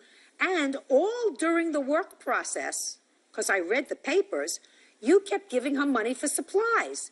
Instead of looking at it and saying, listen, my 6-year-old grandchild could do this job. I did the same thing, Your Honor. Oh, just a second. Okay, Instead of doing that, you continued to give us supplies because she says, I could do better, I could do better. And I would have said, listen, let's stop right here. I see after 2 weeks this is not working out. I'm going to give you $1,000. I'm going to hire somebody else. But you, Mr. Altunia, said to her, fine. Here's the money. Go continue to work. Not the right thing to do, sir. You made a mistake. Can I answer again, Your Honor? Sure. All right. When somebody starts, you know, she's a nice girl. When somebody starts, and a friend of my secretary too, she was very nice and she's very kind. Believe me, she did her best. I seen her go from books to bookstores. I seen her bringing so many pictures. I seen her sleep there sometime. I was wrong by hiring for such cheap price and expecting the most. Yep, Mr. Altunia. Yeah. That's where you're mistaken. That's right. I think That's she your was mistake. expensive. You've been in business 33 years. You that's get right. what you That's pay very for. true, Your Honor. And the artist who ultimately did this, clearly, if they Your Honor, charge please do me a favor. I gotta tell you this. I want to show it to you I want to what also she did. express some things. Yeah, go ahead. Go ahead. First of all, I mean, I'm not going to discuss art, and here is just my time that I put into that thing. Does it sound as if you're not going to win this case? No, and also, I mean, just defending a little bit my art. This thing we agreed before I started that I was going to do over the stage because that was the stage. Your Honor, excuse me. And I did it in God leave. So Miss I mean, Diaz, listen right. to me, sweetheart. Right. He's got to pay you the $3,000. Put it down. He's got to pay you the $3,000 because that was your Your Honor, agreement. one more second, please. Yes. I told her to put a Moulin Rouge. Yeah, Moulin Rouge is a very it's a famous windmill. restaurant. Moulin Rouge is a beautiful place in Paris. I met better over here. I had a lot of money available to give anything she wanted. I have $1 million location. Listen to me. I have now pictured. I told her to make one Moulin, the windmill. That's how she finished it. And I had to work in the top of Moulin Rouge. No. Please look at it. I did the Moulin Look what since she the did. beginning. It was Yeah, I wanted the Moulin. amazing.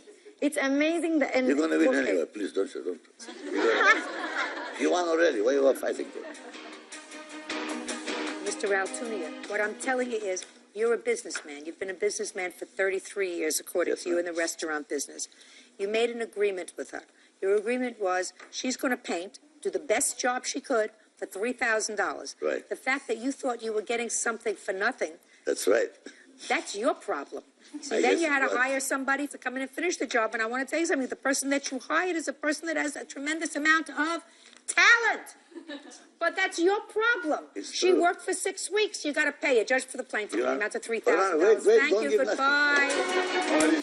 This case number 156 on the calendar in the matter of Niemeyer versus Petrie Carpenter. Parties have been sworn in, Your Honor.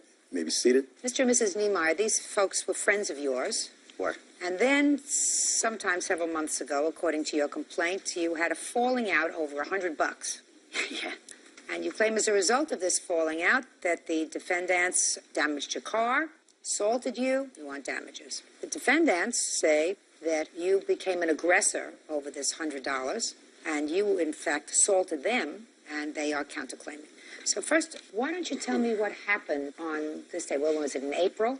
I went to a customer's house. I was running a side business. What kind of business? Computer work, building computers, setting up networks. I was having a problem with a satellite, so I called Chris out. He went to our apartment and took my wife's car from there, left his wife there. Okay, well, these are details that I really don't think I need because Okay. I've read your complaint, and your complaint says that you gave him $100 for his day's work in helping you. Yes. And he gave you the $100. Yeah, he gave me the $100. Go ahead. His wife was asleep when we got back. She was pregnant, so I went to sleep on the couch. Mr. Niemeyer, listen to me carefully, sir. Yes, ma'am. Okay? Because I have other things to do tonight. I understand. Sorry. You gave him the $100. According to you, they slept at your house. Yes. And the next morning, the $100 was missing. Is that right? Right, my stuff had been rummaged through. That's not true. Yeah. Shh. The $100 was missing. And they believed that either you or your wife took the $100. Which we did. So pick up from that point. Okay. Basically, he woke up and somehow his stuff was scattered out through my house. It's like he had been through my house and looking for stuff to steal or something. I don't understand it. I don't understand how stuff gets his stuff that was in his pockets when I went to bed is scattered out throughout my house, and he's looking in my car and everything. I know how it My gets scattered MP3 around. player was missing. Listen to me. My laptop was missing. Listen to me. None of those things, Mr. Niemeyer, are contained. Listen to me. I'm listening. Are contained in your complaint that your things were missing. So I don't want to hear it. He woke up, his $100 is missing. He asks you about it. Your wife says, I'll look for it. They leave. Sometime later that day, they either came or called. Which was it?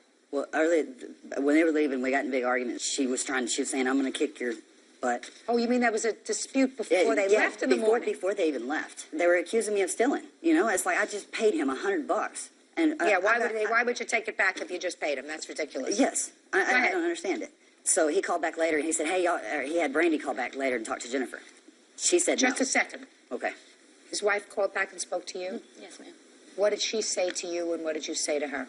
She told me that I needed to have my husband give her man back the $100. And what did you say to her? I told her that I would talk to him, but it was between them. I knew that my husband hadn't taken the money. We looked all over the house. Chris had lost it. Did they come back to the house? Yes, they did. What time? 10:30 10:30. p.m. Had they called first to tell you that they were coming? Basically, at that point, Chris had called me back and said, what's your gate code? Gate code? Yeah, it's getting our apartments. I said, Chris, you just need to turn around and leave. You know, I don't want to get kicked out of my apartment. Then, at that moment, I knew, knowing Chris for so long, I needed to go out there and look. Well, I went out there and looked. He had driven around in the exit gate when somebody had left. So he was in your apartment complex? Yes, ma'am. So at that point, I ran back upstairs. I called Craig and said, look, dude, I don't know what's going on. Why did you call Craig? Huh? Well, I didn't know what to do. You know, Who's Craig? Huh? This, my lady. Well, I know. I see Craig sitting over there. I mean, what is he? He's just a neighbor, basically. He lives in the same complex. Yes, I just wanted somebody to be able to see what was going on. You didn't call the police. At that moment, we thought we could talk things out and that things wouldn't escalate to that point. I went outside and tried to talk to them. What did you say to them? Brandy was really polite to me. I told her that if they were coming to start stuff, they couldn't do it there. We have 2 children. We have a 3-year-old and a 2-year-old that don't need to be around that. And they didn't leave when I asked them to leave. And? At that moment, I went down there to talk to Chris. By the time I got out there and I noticed that it was just a screaming and holler match, I started to come back. Well, at that point, Chris started pushing me. Give me my money, or I'm going to punch your face in. Never pushed you. It's not police report, Christopher. He pushed me all the way Let back me up ask to you my this apartment. question. Excuse me, Judge. And Chris, you weren't the only 4 people in the house. They're 2 They're kids. 2 kids. Right. There were 2 toddlers, right? Right.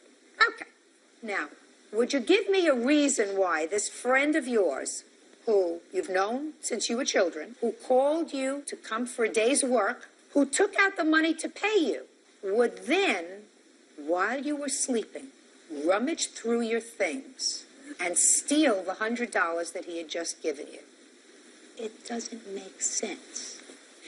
Now, is it possible that one of the two toddlers was going around the house and while you were all sleeping and rummaging through your stuff and his stuff and sort of scattered everything all over the place? Is that possible? It's possible. And then the money would have been gone. Is that possible? She would have found it when she was cleaning. Not necessarily. What if the toddler took your $100 and flushed it down the toilet? Would she have found it? No. Now, tell me in your own words, what happened when they came back at 10:30 at night? Well, he started pushing me, and so I walked upstairs. I was trying to go back in the house. I was going to get Jennifer to call the police. At that moment, I turned around, and he's still right there, and he's trying to get in my house. So I pushed him back out of my front doorstep, because I wasn't going to let him in my house. At that moment, Brandy came walking upstairs. You pushed by me, this is hit me in the Brandy. stomach Anyway, when I was pregnant. when I pushed, don't speak. When I pushed Chris back, pushed him like that to get him out of my doorstep. At that moment, Chris said, "You hit me." Turned around and swung me. He hit me across the side of my head. Brandy came over the top of him, and their third little guy, whoever he was, I don't know who he was, came running upstairs, and they all three commenced to hit me on my balcony. At that moment, I slid out, and Jennifer comes running out. I heard noises. I came outside. All three of them were on top of him. My first thought was, get Brandy off. She's 7 months pregnant, and I even told her, I said, look, you want to beat him up? Beat him up. Wait till you're done being pregnant. I said, that's between y'all, but not After when he you're hit pregnant. me in the stomach, I was defending myself. Sure, she was Listen on to top of me. him. Listen to me. Big mouth. Big stupid mouth. When you're 7 months pregnant, you don't go back to a house where there has been an altercation in the morning when you know it's very possible that there's going to be another altercation. You stay home. You get it? And if you put yourself in the middle of a fight and then say, oh, don't touch me, I'm 7 months pregnant. If you're 7 months pregnant, you use your brains if you can find them and stay home. Judge Judy continues in a moment. Chris brings his fist up and punches Josh. He had hit her in the stomach, and she's pregnant. Got in my face, and I pushed his face back out of mine. You and your wife were having a very bad day, period. Real cases, real people. Judge Judy. Joshua and Jennifer Niemeyer claim former friends Chris Petrie and girlfriend Brandy Carpenter caused them to be evicted and broke the rear window of their car. The Niemeyers claim the incident started over a missing $100. Come on, let's go. At the point when I pulled Brandy off, the other guy had gotten off too, and it was just Chris and Josh, and they ran down the stairs fighting. And Josh yelled at me, just go grab $100, give him $100, make him leave. So I went, got the $100, went to hand it to Chris. Chris said, he's going to hand it to me. So I handed the money to Josh. Josh Just a hands the second. money to Chris. So he said, he's going to hand Yes. it to me. Another idiot. Yeah, go ahead. So Josh hands the money to Chris. As he's handing the money to Chris, I'm standing there, and Chris brings his fist up and punches Josh, and then says, don't hit me. Josh at never one point hit him. He was handing him $100. Then what happened? I lost it. I threw the money at him in his face and I was like, Jennifer, I got to get out of here. You know, I'm on probation. I'm not trying, I've straightened my life For what? out. Possession of a controlled substance. Yes, I'm on probation. I've straightened my life out. You know, I just need to get out of here. So he left. So you went to leave. Now, when he went to leave in his car, you chased him, according to your answer. Now he's leaving. To get the license plate number. So she was running down to call the police because he had hit her in the stomach and she's pregnant. I never touched her. What? Let me ask you this question. He just came out swinging and hit her in the stomach. Listen to me. Why were you there at 10:30 at night? To talk to him about the money. No, you went to his house to confront him about the money. And you had already had an altercation with him in the morning. And if you were going to go over there to have a confrontation with him, why did you go over there angry, which you were, and I wasn't angry when I went. Oh, yes, you were, sir. That's why you went there. And who did you bring with you? I brought her with me. Who else? And my witness. You brought a friend with you. Why did you bring the friend with you? Because I was taking him home because we were out together. Out where? Ma'am, Out where? Out at her brother's house. Doing what? Seeing my nephew? Yeah. You know, I don't believe anything that you tell me. I think you're a troublemaker. And not a very smart troublemaker, because for somebody who's going to have a baby, you have to be a little more protective of an innocent than placing yourself in a situation that you know is potentially trouble. You understand each other? Yes. Good. You did, sir, a very foolish thing. Not only did you go back for a little more trouble and bring a friend with you. He just happened to be in the car with us. He got out of the car, didn't he? When we first pulled up and I went to talk to Josh, he stayed in the vehicle. Chris, is there a gate at their complex? Yes. Was the gate open when you got there? The gate is usually open. The gate No, I didn't ask you if it's... Listen, you follow me. Okay. I didn't ask you whether the gate is usually open. I said, was the gate open on the evening of the 25th of April when you got there? Yes. Obviously not. No. You're fibbing to me. You're fibbing. Just a second. You're fibbing to me. Okay. The gate was open. The front gate was not open. You can believe what you want. I mean... Okay. So, after you ran out to your car and Chris followed you out to your car, I want you to describe what happened. I know the way Chris is and what he. Don't tell me what you know. Okay. Just tell me what happened. I turned around and looked, and I saw Brandy and the other guy. They were going back to their car. I didn't see Chris at that moment, and so I had put the car in reverse, and just let off the brake, and all of a sudden I hear, thunk, hit and run. I turned around and flipped him off. He jumped on his windshield and then yelled, hit and run. Did the police report that he hit him? What did I tell you? What did I tell you? Anyway, at that moment, I'm so fed up with all this crap that's going on. I didn't let him in the apartments. I told him to go away. I just, turned around, flipped him off, and said, Chris, whatever. I know your games. And at that moment, Chris is standing in front of my car. I let off the brake, not with the gas on, but where the car just slowly rolls to push him out of the way. Because, Did you all ultimately they were leave? there, all they were there. Sir, listen to me carefully. Did you ultimately leave? After he had jumped through my windshield, yes. Real cases, real people. Judge Judy. Joshua and Jennifer Niemeyer say former friends Chris Petrie and Brandy Carpenter owe for causing them to be evicted and for vandalizing their vehicle. Would you step up, sir, please? Step up. Tell me your name. My name's Craig Majors. Mr. Majors, take your hands out of your pockets. Yes, ma'am. Were you a witness to any of this? What I saw is very little, actually. I mean, whenever I was coming back from getting laundry, all I heard was a thump and some screaming. So you didn't see anything? Oh, yeah, I saw. Yes, well, then I did. I want you to tell me what you saw, sir. Okay, what I saw was him backing away from his car and some yelling going on. And? Well, Josh tried to proceed forward, and whenever he did so, it kind of looks like he did just a back dive or a back buster on his window. And I didn't see if it broke the window or anything, but I did hear the loud, crash. Not actually broken glass, but maybe the hood. Okay, good. And that's all what I you could saw? see is him run and jump on the front of his car, and That's that was what you it. saw. He did not get hit like somebody getting hit at 50 miles an hour. Good. Have a seat. Thank you. Now, you have a police report? Yes, ma'am. We actually have 3. They were really Can I see busy it, that please? weekend, and these are all 3 from the same weekend, different occurrences. One of those is right before us. Who's Tony? Who's Tony? I believe that was right before our house. that was at a gas station. She assaulted him. She assaulted another Do guy. you know who Tony Gonzalez is, madam? Yes. So how come you didn't answer me? Well, I didn't know the guy's name. Well, now I'm telling you, you were arrested with regard to an incident. I was never arrested. On 425, well, this says arrested person, information number 1. Date arrested, 42504. Person arrested, Brandy, that's you? Yes, but I was Okay. never arrested. And the complainant was one Tony Gonzalez. Now, tell me about that. That's on the same date as this incident. Right. We were at a gas station, and he almost hit my car, and whenever he was pulling in the other side, I was parked this way, he was pulling in on the other side of the pump, and I looked at him like, don't hit my car, and he made comments of me being a white, and whatever, and we exchanged words. Well, I got out of the car, and he got in my face, and I pushed his face back out of mine. What part are you forgetting? Shh, I don't want to hear you when I'm not speaking to you. Yes, ma'am. And the cops came. This is the same date as this incident, is that right? April 25th. Yes. It was way later. That happened So in the after the police were involved with this other assault with regard to Tony Gonzalez, who you put your hands on. Yes. While you were 7 months pregnant. Then you and your husband went back to their house. Not directly after, but yes, later on that evening. Later on that evening. Yes. Oh, you must have had a really good day on April 25th. There's also one. I didn't ask you a question. Okay. The gas station attendant in this incident, Brandy, says, and she doesn't know you, and she doesn't know the victim.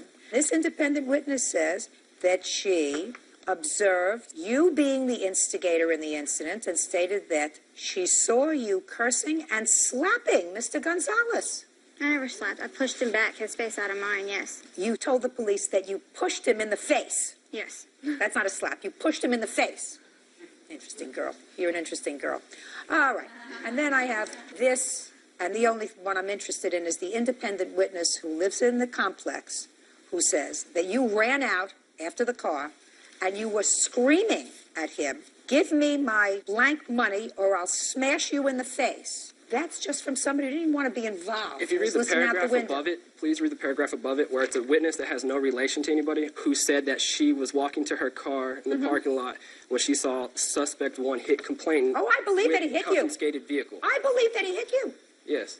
I believe that he hit you. I believe it's your fault. When you look for trouble, you're going to find it. I wasn't looking for trouble. Oh, I went going over there at 10:30 at night to a home where there are 2 toddler children is looking for trouble. Earlier that day, you had been in another altercation with them. So you and your wife were having a very bad day, period. Period. And if there was an altercation at his front door and he was trying to leave, which he was, to get away from the police, to get away from you, but he was trying to get away because you say he ran to his car and I followed him. And you told me that you went there just for the purpose of getting his license plate. That's what you swore to about 15 minutes ago. But that's not true because you've known him for a very long time. He's not going to disappear. He's got a wife and 2 children. So your counterclaim is dismissed. If you got injured that day in his car, too bad. And if she got a bellyache in the car because she was there, because he hit her, that's her problem. She and her 7-month fetus should have been home in bed at 10:30 at night. Now, let's get to you. Yes, ma'am. Yes, ma'am. Your car was damaged? Yes. How much? We have the receipt right here. 180 for the windshield, and then it was 462 to get out of impound. Okay. I believe that they're responsible for that. I believe that, but for the fact that they came to your house at 10:30 at night looking for trouble, this whole unfortunate incident wouldn't have happened. Judgment for the plaintiff in the amount of $642. That's all. They're seated. Folks have a seat. What is all that stuff? This is stuff that I brought that I don't have actual receipts for just to show you that. What is it? It's the Unity candle, some table decorations that we made, the candle stands. Bert, could you do me a favor? Could we get rid of that? I don't need all that stuff. Where do you want me to put it? All right, put it on the floor. Okay. Thank you. Ma'am, take this stuff, put it on the floor, please. Thank you. Perfect. Ms. Wells, this is what the case is about. Mr. Sharp is your soon-to-be ex-son-in-law. He and your daughter had a very short and unpleasant marriage, and it is your claim that he had agreed to pay for half the wedding. The loan lasted longer than the wedding. Correct. Now they're going to get a divorce, and you want half the cost of the wedding, which was, you say his half was $7,000? Correct. Mr. Sharp says, listen, I never agreed to pay for a big wedding. So, Mr. Sharp, this I assume is your soon-to-be ex-wife? Yes, ma'am. How long were the two of you dating before you decided to get married? 4 months, Your Honor. What? 4 months. And whose brilliant idea was it to get married? Mine, Your Honor. Could you speak up Mine. a little bit? I'm old. I have... Mine. Did you give her a ring? Yes. How much did you pay for it? I want to say about 200 and maybe $34, $40. What kind of work do you do? I work for Sun Cruz Casino and a gambling boat. And how much do you earn a week? I make 8, but I bring home like 7. 700. A week? Every 2 weeks. Okay. When your daughter came home and showed you the engagement ring and told you that Mr. Sharp had asked her to marry him, what did you think? I didn't approve of it. I didn't like it because they didn't know each other that long, but... Well, that's a good judgment on your part. When you saw the engagement ring that he bought your daughter, what did you think of it? I didn't have any thoughts. I mean, Did you think that he wanted to get her the best possible engagement ring he That could? he possibly could, Listen, yes. listen to me. Did you think that he wanted to get her the best possible engagement ring he could afford? Yes, I did. And he spent $230 on the engagement ring, which was the best he could afford, right? That's what you thought. I didn't know how much it cost him. But it wasn't. We're not talking about the Hope Diamond here. No. Now, who wanted the big wedding? Richard did. Did you? Yes. Why? At the time, I was in love with her. Then, after we got married, Listen to me, Richard. You didn't take any snoozy pills this morning, did you? No, ma'am. I want you to listen to the question. Your mother-in-law says you were the one who wanted the big wedding. Is that true? Yes. Who was supposed to pay for it? She was. Your Honor. Shh. Why was she supposed to pay for a big wedding if you wanted it? Do you want to take a nap? No. Who is this? My stepfather. Step up here with him. Tell me your name. Frank, Your Honor. Frank what? Enoch. Mr. Enoch, do you understand my question? Yes, Your Honor. Okay. Miss Wells wants your stepson to reimburse her for half the wedding. Ordinarily, I would say, listen, that's ridiculous. Usually, it is the bride's family's responsibility to pay for the wedding. Your Honor. I'm speaking. My father and mother paid for my first wedding. They paid for my second wedding. And then my father said, the next one's on you. However, you see, I'm having trouble communicating with your stepson, sir, because I'm not quite getting the fact that he's wrapped too tight. He's nervous, that's all. He doesn't look nervous. Mr. Enoch, he looks tired. Are you nervous? Not really. I can try harder. I don't think you'll be able to make me nervous. Do you understand what I'm saying to you, Mr. I understand what you're Enoch? saying. So Miss Wells says he's the one who wanted the big wedding. I don't know why. It's usually the bride that wants the big wedding. You didn't want a big wedding? No, ma'am. Step up here with your mother. Why did he want a big wedding? He had a whole bunch of friends? When he was working at the car lot, he was inviting people he didn't even know that would come and make a payment to our wedding. I want you to tell me what happened when you started to discuss the cost of it. We sat down, and me and my mother explained to him, we don't have this kind of money. We don't even know these people. If it was, if it was some people he knew, then fine, but he didn't know these people. So what did he say? He said, well, I think they should come anyway, and I'll pay for half the wedding since it's mostly my people that I want to come. Is that what you said? No, ma'am. How many people were at the wedding, Mr. Sharp? There's about 120, 140. How many people were at the wedding? 73. Of the 73 guests, how many were his family and friends and how many yours? 60 of them was his. You mean you had 13? Yeah, because we're not from Florida. 60 were his family and friends? Yes. And 13 were your family. Is that right? Correct. Is that correct? No, ma'am. How many were your family and friends? My family was 5, and there was maybe like 3 or 4 friends of mine. Your Honor, I have the wedding pictures. I also have the kind of people that you're dealing with. This is public record. I don't need to see the kind of people that I'm dealing with. I just have to try to figure out whose responsibility is to pay for this fiasco. Fiasco is correct. Now, let me take a look at the wedding pictures. Miss Wells, is this your only child? This is my only daughter, yes. This is your only daughter? Yes. You should go around the desk praying 3 times, get down, kiss the floor, and say, thank God she got out when she did. You're correct. I agree. Because you don't have any children with him, do you? No, ma'am.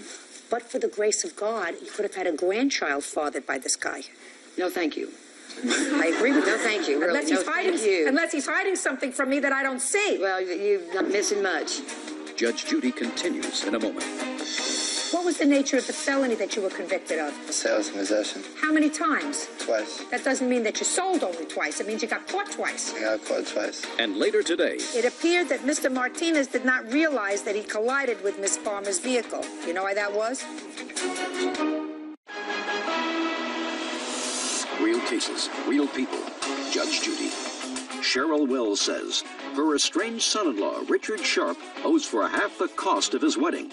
Richard claims he never agreed to pay. Okay, who's in this picture? Can you see it from there? Yes. Who's in this picture? That's me, Jack, Bill, Terry. Who are they? Friends of mine. Friends of yours? And the one guy, Jack, I used to work for him. You said 3 or 4, so that these are the only people at the wedding that were your friends? There might be a little bit more, but other than that. Who are these people? That's my stepbrother, and that's her stepfather. Okay, so you got a stepbrother here. Yes. Was he in this picture too? No, ma'am. These people come with their significant others, or they come stag? They came with others. With others? They came with their So you got to do this times 2, right? Yes, ma'am. That's more than 3. Even you could tell that, right? Yes, ma'am. Madam, it's clear to me that he had certainly more than 3 or 4 people at the wedding.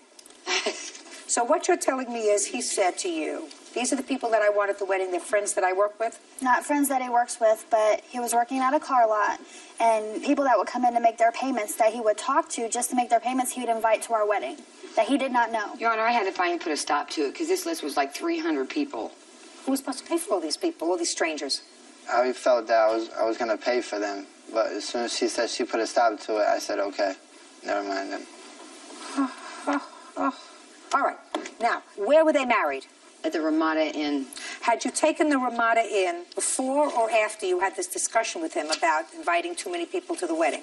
I'd already talked to the Ramada Inn, and then when he kept adding No, I want you to make sure you give me the honest answer. You had gone to the Ramada Inn, you have to give them a deposit and reserve the date. Correct. Had you done that before you had the discussion with him? Yes, but he kept adding to the list. You don't have to repeat it. I understand what you're saying to me. So you had already taken the hall, and initially he was not going to pay for half the wedding. That's according to what I'm gathering now. It was not until after he started adding all these people. No, Your Honor, that's not correct. He agreed to pay for half the wedding. No, we went to the... I was there when it was discussed. No, I don't believe that, Miss Wells. But that is Listen to me. Miss Wells, I don't believe that. I don't believe that somebody who buys a $230 engagement ring makes a knowing decision to pay for half the wedding that, according to you, cost $14,000. I wanted them to elope. I offered to give him $2,000 so I didn't have to pay for this big wedding. He had already agreed to... Now you want to talk to me? Yeah. Good. Now I'll hear you. But make sure you're telling me in a loud, clear voice. I did not agree to pay for half of this wedding, Your Honor. Well, tell me what happened. What happened is I started adding people to the list, and she said, no, I can't afford all these people to come, Your Honor. So I said, okay, well, we'll stop all them people, because who even knows if half of them people are going to show up. Your Honor, that's not right, because I even paid for his probation. He was supposed to pay me that back as well, and he has not even done that. And her daughter paid her back out of that with her income tax money, Your Honor. Just a second. So what you're telling me is you were on probation, you had certain fines? Yes, ma'am. And she paid your fines? With her income tax. Because you didn't have the money? Yes, ma'am. Okay. So how could you reasonably expect him to pay $7,000 for a wedding when he couldn't even pay his own probation fine? We paid his probation off so he could get off by the beginning of February for our wedding. You working? Yes. Pay your mother back for this wedding. No way. Pay your mother back for this wedding. I've paid her half of the wedding already. I don't believe that he agreed to pay you for half the wedding. He didn't, Your Honor. I don't believe that. Your Honor, he did agree to pay for that wedding. Do you have that in writing someplace? I don't have papers for that. You should. You're dealing with someone who is a no. convicted felon. It would seem to me if someone agreed to Your pay. Honor, he I'm goes to church speaking. every Sunday. I'm speaking.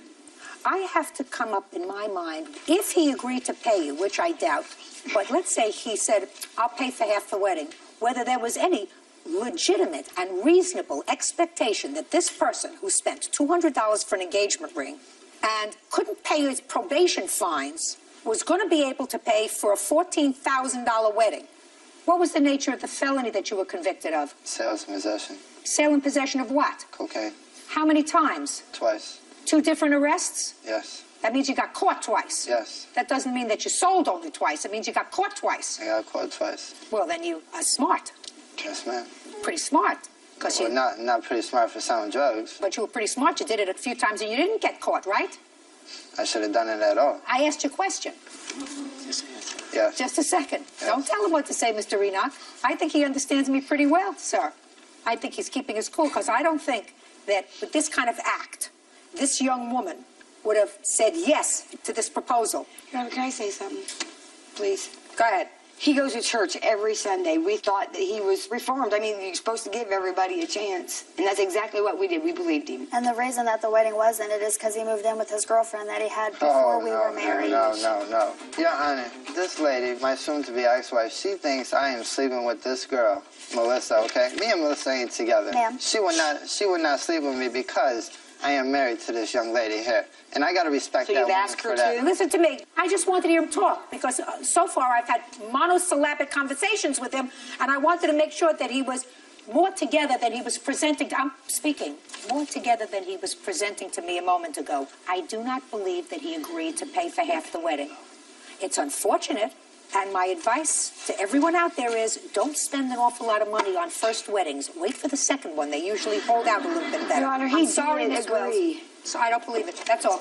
Audience are excused. You may step out. I don't believe I just said it. He he's a straight up liar, and he knows he is. He's a con artist. I think it's just all a bunch of, excuse my language, I think it's a bunch of bullshit, to be honest with you. He's a liar and a cheater. I owe not a dime to this. I don't want to be around him. I'm just going to walk away and wash my hands with this whole situation. And now the next case. All parties in the matter of Farmer versus Martinez. Step forward, please. 23-year-old Cammie Farmer is suing Jose Martinez for a late-night fender bender outside a nightclub. Jose says it was Cammie who backed into him. Ms. Farmer, you claim that Mr. Martinez damaged your car in a parking lot, and Mr. Martinez says that the accident was both of your faults, so you should each pay for your own damage. You were all exiting a club that evening. Right. So what I'd like you to do is to go over to that chart that you've prepared and show me where the exit was.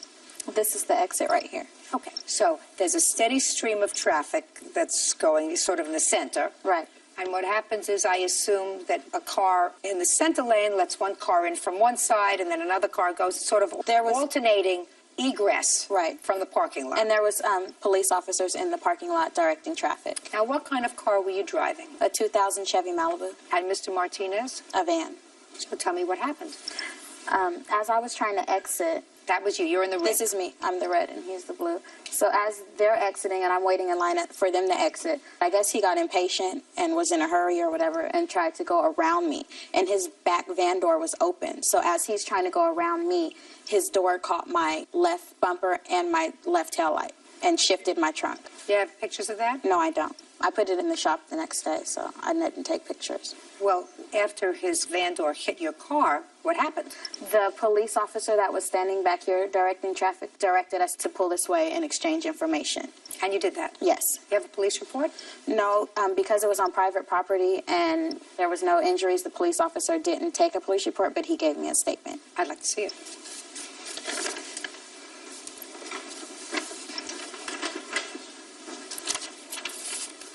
This is Police Officer M. There were 20 vehicles in the parking lot attempting to leave. Okay. So what I want you to do, sir, is to give me your version of what happened.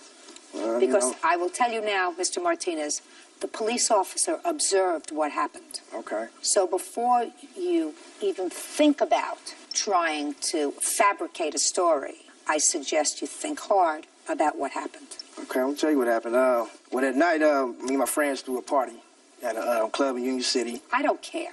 And, listen to me. I don't care. Get to the parking lot. Okay, the parking lot. Okay, well, And like I look say. at me when you're talking. Okay, we was partying. You know, everybody had a little liquor in them. Not me. No, just a second. Okay, well, you had a little liquor. I had a in little you. liquor in me. So I'm like, we was exiting the parking lot, and could I show you on the ground? All right, this is the parking lot. I guess this is how you get out. I'm right here. She right here. I'm going up. When I was coming up, she was coming back. So we both hit each other. The reason I didn't really file no collar claim because I figured it was both our fault. No. That's why I did that. Well, where was I going? Now, just a second. Just a second. Get back there. Okay. First of all, you had no business being behind the wheel of a truck or a van or a vehicle if you had been drinking. Yeah. Because it clouds your judgment. Right. And let me tell you what the police officer said. Okay. The police officer said he observed a black van with its passenger side sliding door open as it was attempting to drive around Miss Farmer's vehicle. In trying to do so, the black van side door collided with the right rear taillight of Miss Farmer's car. Mr. Martinez continued driving along the side of Miss Farmer's vehicle, causing more damage. It appeared that Mr. Martinez did not realize that he collided with Miss Farmer's vehicle. You know why that was? I realized. All right. So let me see an estimate, please. I got 2 estimates. The shop that I went to gave me a discount. Okay, but you had it fixed. Right. Well, how much did you pay to have it fixed? $827.60. Here's the receipt. Good, great. But I'm surprised that as the police officer didn't cite you for driving while under the influence of alcohol. I also have rental car receipts because I had to get back and forth to work, and I also had a daughter that needed to get back and forth to school. Who do you live with? I live by myself. I'll see them. The receipts are in my mother's name because she rented it, but I gave her the money, cash.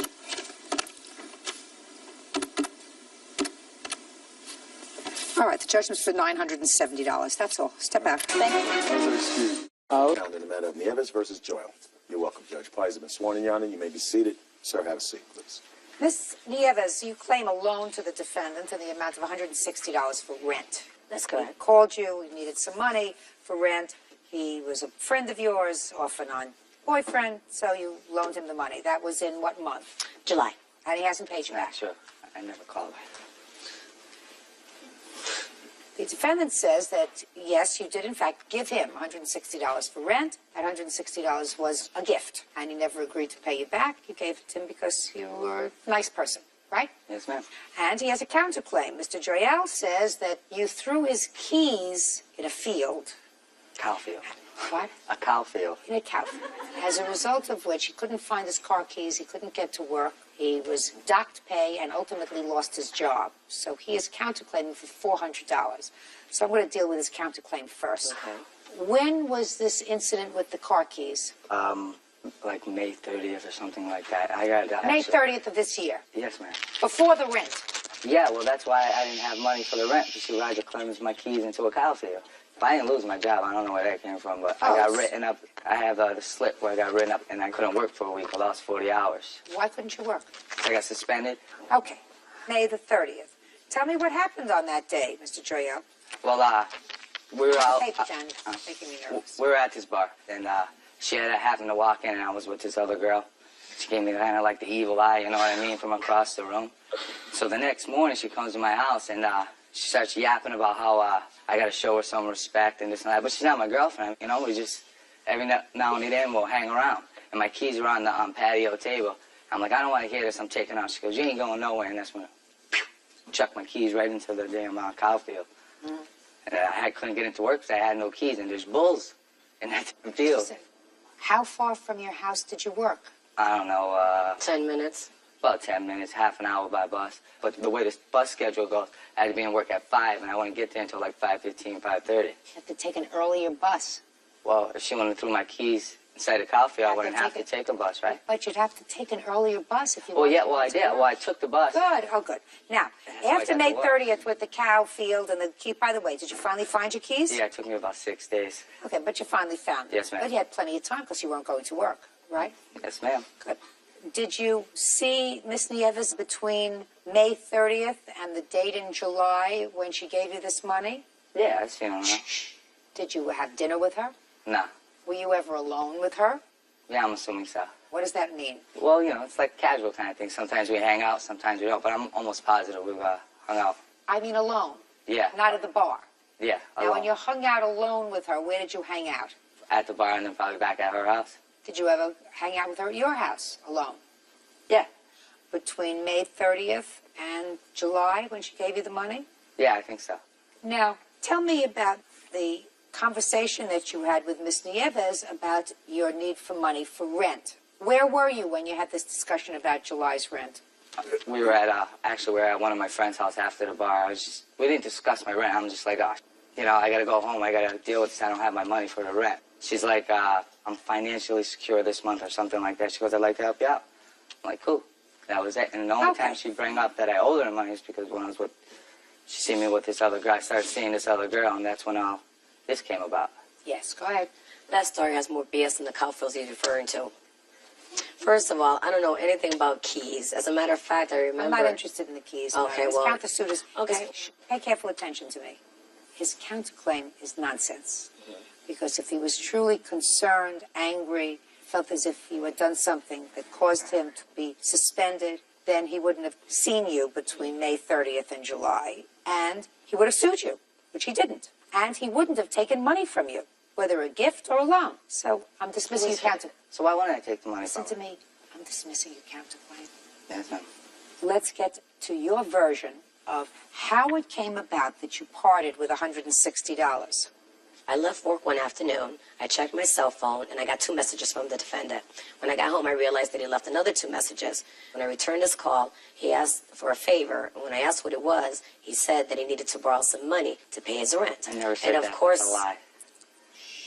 And of course, I was hesitant to do so, but he continued to say that his brother was going to give him the money that Friday.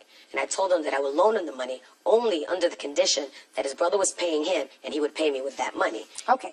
What date did you actually hand him the money? July 21st. I have a photocopy of the ATM receipt. And when did you ask him for the money back? That Friday, July 25th. Well, he said he was going to get money, according to you, on Friday. Well, yes, he was going to get money from his brother, which in turn he was going to give to me. So, Not the truth. I never mentioned my... She's lying. So Friday came and went. He never called me. That Saturday, I went down to the restaurant where he works. I told him I was very disappointed that I didn't hear from him. He said that he had to pull some double shift or something and he didn't have time, that he was planning to call me. I asked when I was going to get paid. He asked me to return to the restaurant that evening at closing time, and he could only pay me $50 at that time. And I was a little upset because that wasn't our agreement. I left. I came back at closing time. I asked a coworker to let him know that I was there, and I found out that he already left the premises. So I let things go, let things cool down. I waited a couple of weeks or so. Well, one Thursday, which was, I believe, was August 7th, I was with a girlfriend. We went to the restaurant, and I asked him at that point, when he was planning to pay me back. He was avoiding me by, busting the tables and just walking away from me, and I was getting really frustrated at that point. How am I avoiding you? Mr. Joyelle, one person talks at a time. I'm sorry. Okay. So anyway, he avoided me, and I said, I want to know when I'm going to get paid. He says, well, why don't you stop by my house that Sunday? And I said, what's going to happen on Sunday? And he became really irritated, and he said, just stop by my house. I said, I want to know what's going to happen on Sunday. And he said, just leave me alone, or I'll have you thrown out of the restaurant. And that's pretty much all of it in a nutshell. First of all, she's lying, okay? Because this is the guy she said, the co-worker that she was talking about. No, that wasn't him. That's him. What the Judge Judy continues in a moment. I know her. If there was the money, I'd assume that she'd probably be like, when he's going to give me this money or something. Sit down. And later today, Somebody told her that there was a dent in her car, and she didn't go downstairs to look at it. No. Is everything that you've told me as truthful as the fact that you don't drive this uninsured car? Yes, Your Honor. real cases, real people. Judge Judy. Madeline Nieves says former friend Stephen Joyle owes for an unpaid loan for rent. Stephen says Madeline flipped out when she saw him with another woman. What is she lying about, sir? There was never nothing about paying back. She knew that I was low on rent, and she said she'd like to help me out. So I was like, okay. And she had took me on trips before, take me out, got me loaded, stuff like that. You know what I mean? So she took me to Martha's Vineyard. She took me to Martha's Vineyard. Miss Nieves, don't interrupt him. The only reason why she's saying that I owe her money is because she's all upset because I'm with this other chick, and that's it. How old are you? She never said nothing about money or anything like How old are that. you? Huh? This is not a hard question. They get harder. How old am I? 29. What kind of work do you do? I'm a waiter and busser and bar back at a house. That is a 3-meal-a-day restaurant? Restaurant, bar, comedy show. Maybe stop by sometime. I know you live in Connecticut. What? Nothing. I said maybe you might want to stop by. I'll hook you up. Free comedy show.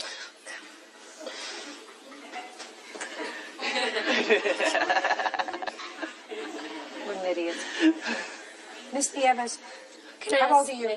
I'm 35. Can you please ask his witness about the evening that I went to the restaurant to ask for the money the first time, the same evening that he asked me to return, and he wasn't there? The witness there, Josh, was at the restaurant, and I asked if he's seen him, and he said no. What day was that? Was that That Friday? was July 26th. Josh, up here. What do you do at the restaurant? I am a server at the restaurant. You don't want to offer me a free night out, do you? No. Josh, that's a very wise idea. Thank you. But I want you to listen to me very carefully because my question's really not hard. Do you recall Miss Nieves coming into the restaurant to inquire about the whereabouts of Mr. Joyelle and her money? She never mentioned money at all. What did she say? She came in and she was like, is Steve here? Steve had gotten off probably like a half hour before she had arrived at the restaurant. Okay. She never said anything about money. To you? She didn't say anything to you about money? But I've known her for about 6 months, so she's an acquaintance through Steve. I've been over to her house as well with Steve. I know her. So if there was the money, I'd assume that she'd probably be like, when he's going to give me this money or something to the sort. Was I angry? Sit down. I just got booted. Mr. Joyelle, What do you want to be when you grow up? Excuse me? What do you want to be when you grow up? I don't know. Have you thought about it? No. Your life is half over. Hey, take it easy. No? Life's half over. You got to think about what you want to be. One thing you don't want to be is you don't want to be a bum. Yeah, that's true. Too late, Your Honor. Miss Nieves, you're going to talk yourself into a dismissal. Do you understand? I understand. Fresh mouths don't go here. I don't care what side of the bed I you're on. apologize. Well, we were allowed to have a fresh mouth. Men who are bums take money from women who like them and who they have no feelings for because they're users. That makes a man a bum. Do you understand? Sure. You don't want to be a bum, do you? I'm not a bum. You don't want to be a bum, do you? Nope. Good. Then you're going to give Miss Nieves back $160, and you will walk away from this relationship with your head held high and say, she helped me out, but I'm going to do the right thing, and the right thing is to pay her back. That way she doesn't have any hard feelings, and I'm going to be a man instead of a bum. Judgment for the plaintiff in the amount of $150. That's all. And you two can leave, Josh. Parties are excused. You may step out. I guess the judge didn't believe what I was saying. I think maybe asking her to go to the comedy show was kind of a wrong move. I guess the judge can identify a liar when she hears one. You never try to be funny in front of Judge Judy? That don't work. And now the next case. All parties in the matter of Scarfuto versus Mahoney. Step forward. 20-year-old student Courtney Scarfuto is suing her boyfriend's roommate, 20-year-old florist Lacey Mahoney, for backing into her car. Miss Scarfuto, is your boyfriend here? Where is he? He's right here. Was this your roommate? Yes, ma'am. Is he still your roommate? Yes. Okay, according to your complaint, you were over at your boyfriend's home, and you claim that the defendant hit your car as she was pulling out of the driveway. Your insurance paid for the damage to your car, but you suffered out-of-pocket expenses, $500 deductible. You had to rent a car for a couple of days while they fixed it, and you also want her to be responsible for the increased insurance premiums that you're going to have to pay. Forget that part of it. Miss Mahoney says she never hit your car. When was your car damaged? June 10th, 2003. And what makes you think Miss Mahoney did it? She came upstairs, asked me to move my car. I asked Christian to move my car for me. He went downstairs. With her? Correct. At that time, she told him that she had hit my car. Oh, you weren't there? No. Step up. Last name? Whiteley. Okay, let's go to June 10th. Miss Mahoney comes upstairs where you are, and she said what to you? She pointed out the damage. She said that she had hit the car and that she was unsure whether or not that she should stay there and admit to the mistake or whether she should go ahead and pull around the car and just simply leave. And what did you tell her? I told her that it would be best for her to go back upstairs and to notify my girlfriend, Your Honor. And she said? After hesitation, she agreed and we went back upstairs. And what happened when you got upstairs? Me and Lacey basically reported that the car had got hit by her, even though it was parked. We all agreed that we would go ahead and handle the situation by tomorrow because we're good friends, Your Honor. And can I speak? And because she did not carry car insurance. And so since she did not carry car insurance, that How she do you not have insurance? How do you drive without insurance? Your Honor, I wasn't driving. I was actually moving my car backwards so that we could open up the garage door. But it was on my property in my driveway. I was just moving it. Driving. Why doesn't your car have insurance? Because I couldn't afford insurance at the time. So you're not driving at all? Is that what you're telling me? Yeah, I'm not driving at all. Is that true? No. Of course not. They seem to say that you admitted hitting her car. Your Honor, I never admitted to hitting her car. I went downstairs for Christian to move the car. We both went downstairs. And he noticed the dent and asked if I had done it, and I said no. We went back upstairs, and he told her that there was a dent in her car, and nothing was said for the rest of the night. That doesn't sound right to me. Somebody told her that there was a dent in her car, and she didn't go downstairs to look at it? No. Nobody said anything? Well, who did it? Is everything that you've told me, Miss Mahoney, as truthful as the fact that you don't drive this uninsured car? Yes, Your Honor. I don't drive my car because it's uninsured and because it's unregistered. No, you shouldn't drive your car because it's uninsured and not registered. That doesn't mean you don't drive it. Okay. You had a $500 deductible? Yes, would you like to see the receipt? You have any other witnesses that you want to hear? Yes, I do. I have Mr. Nicholas Scandalius. He actually heard her say, he was in the room with both Christian and I. Oh, step up. And she actually came up and said, I hit your car. Are you another roommate? No, I'm a very close friend of Mr. Whiteley's. I'm his best friend. I happened to be there at the night that the incident occurred. Tell me what you remember. All three of us were hanging out upstairs. Courtney asked Christian to move the car so Lacey could back out and leave. They both went down. Back out and leave. Where was she going? I have no idea. Do you know where she was going? I believe that she was just going to go to Huntington Beach like usual. Go ahead. So they both went downstairs to move the cars and whatnot. Lacey's car was directly in front of Miss Scarfuto's car in the driveway, so there's no way she could have left to right or anything. They promptly both came back upstairs very quickly, and Lacey said, "Oh my God, Courtney, I hit your car." I walked over to the windows. I saw a little dent in the hood, and Lacey's car was still behind Miss Scarfuto's car. That's what I saw, Your Honor. Okay, thank you. Sit down. I see the deductible, please, and the damage to the car. And then these photographs are Lacey's car with the spare tire, which damaged my hood. Pictures of my hood with the imprint of her spare tire, as well as the driveway.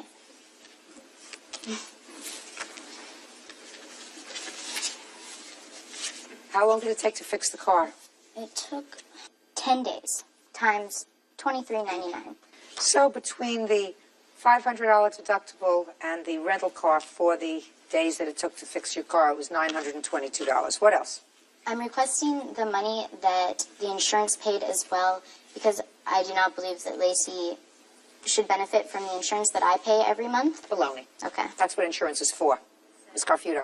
What? I didn't hit the car. Yes, you did. Honestly. Yes, you did. No. You didn't hit the car, and you weren't going to leave in your car. No, I was You were not. just moving it. No. And you don't drive your car ever. No. Because it's not registered and you have no insurance. Yes. I don't believe you. Can you think of any reason why these two people and this gentleman would lie? Courtney has been jealous of me and Christian. I don't want to hear her jealous. Him. Because Explain that. Christian is Courtney's boyfriend. Right. And Courtney throws a fit when she doesn't get her way. And what about him? Nick is Christian's best friend. And So everybody's ganging up against you. Yeah. Sorry. Judgment for the plaintiff in the amount of $922. Thank you. That's all. Step out. Versus Delgado.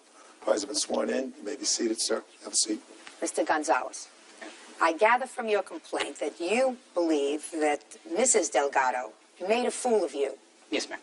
And in addition to making a fool of you, she fraudulently obtained a credit card in your name, charged almost $3,000 worth of merchandise on it, and you want that money back. Correct. She was your friend, Yes. and she called you one day and said she was going through an acrimonious divorce, Correct. and you agreed to help her. Yes, ma'am. How did you know her? We used to work together at one of the theme parks locally in Texas. When you knew her, was she married? Not at the time, no. When did you get married? I got married December 25th of this past year, on Christmas Day. And when did you separate from your husband? April 23rd. And when did you call Mr. Gonzalez? Well, take it back a few steps. On my wedding day. Don't take it back a few steps unless I ask you. Okay. But you were separated from your husband on April 23rd of for the 2004. For the second time, yes. Which Daniel had agreed a previous time to help me out as well. Just a second. When did you separate from your husband for the first time? January 17th. Did you call Mr. Gonzalez at that time? Yes, I most certainly did. Why did you call Mr. Gonzalez? Because the night of my wedding, my husband, for like a couple of hours, had made a comment to me that really upset me, and I had went to the restroom and I was crying. And at that time, Daniel was like, "It's not too late to step out now." This is Daniel? Yes. Daniel said to you, "It's not too late to back out now." So he offered to help me at that time. So he offered to help you? He offered to get me away at my wedding. And you said, "No, I'm in love and I want to stay I was together." in love with my husband, and I wanted to be with my January 17th, you separated from the first time from your husband. Yes. Why did you call Mr. Gonzalez? Because he was a friend and he was always there to help me. Good. What did you say to him? Well, my mother was very sick, so I flew to Florida, and I was helping her because I have a brother. What did you ask him for? He was helping me find an apartment. So he was just talking to you? Talking to me and finding apartments while I was in Florida. So you away asked him from to look for an Texas. apartment for you? Yes, and a vehicle. And a car? Mm-hmm. And did he find an apartment for you?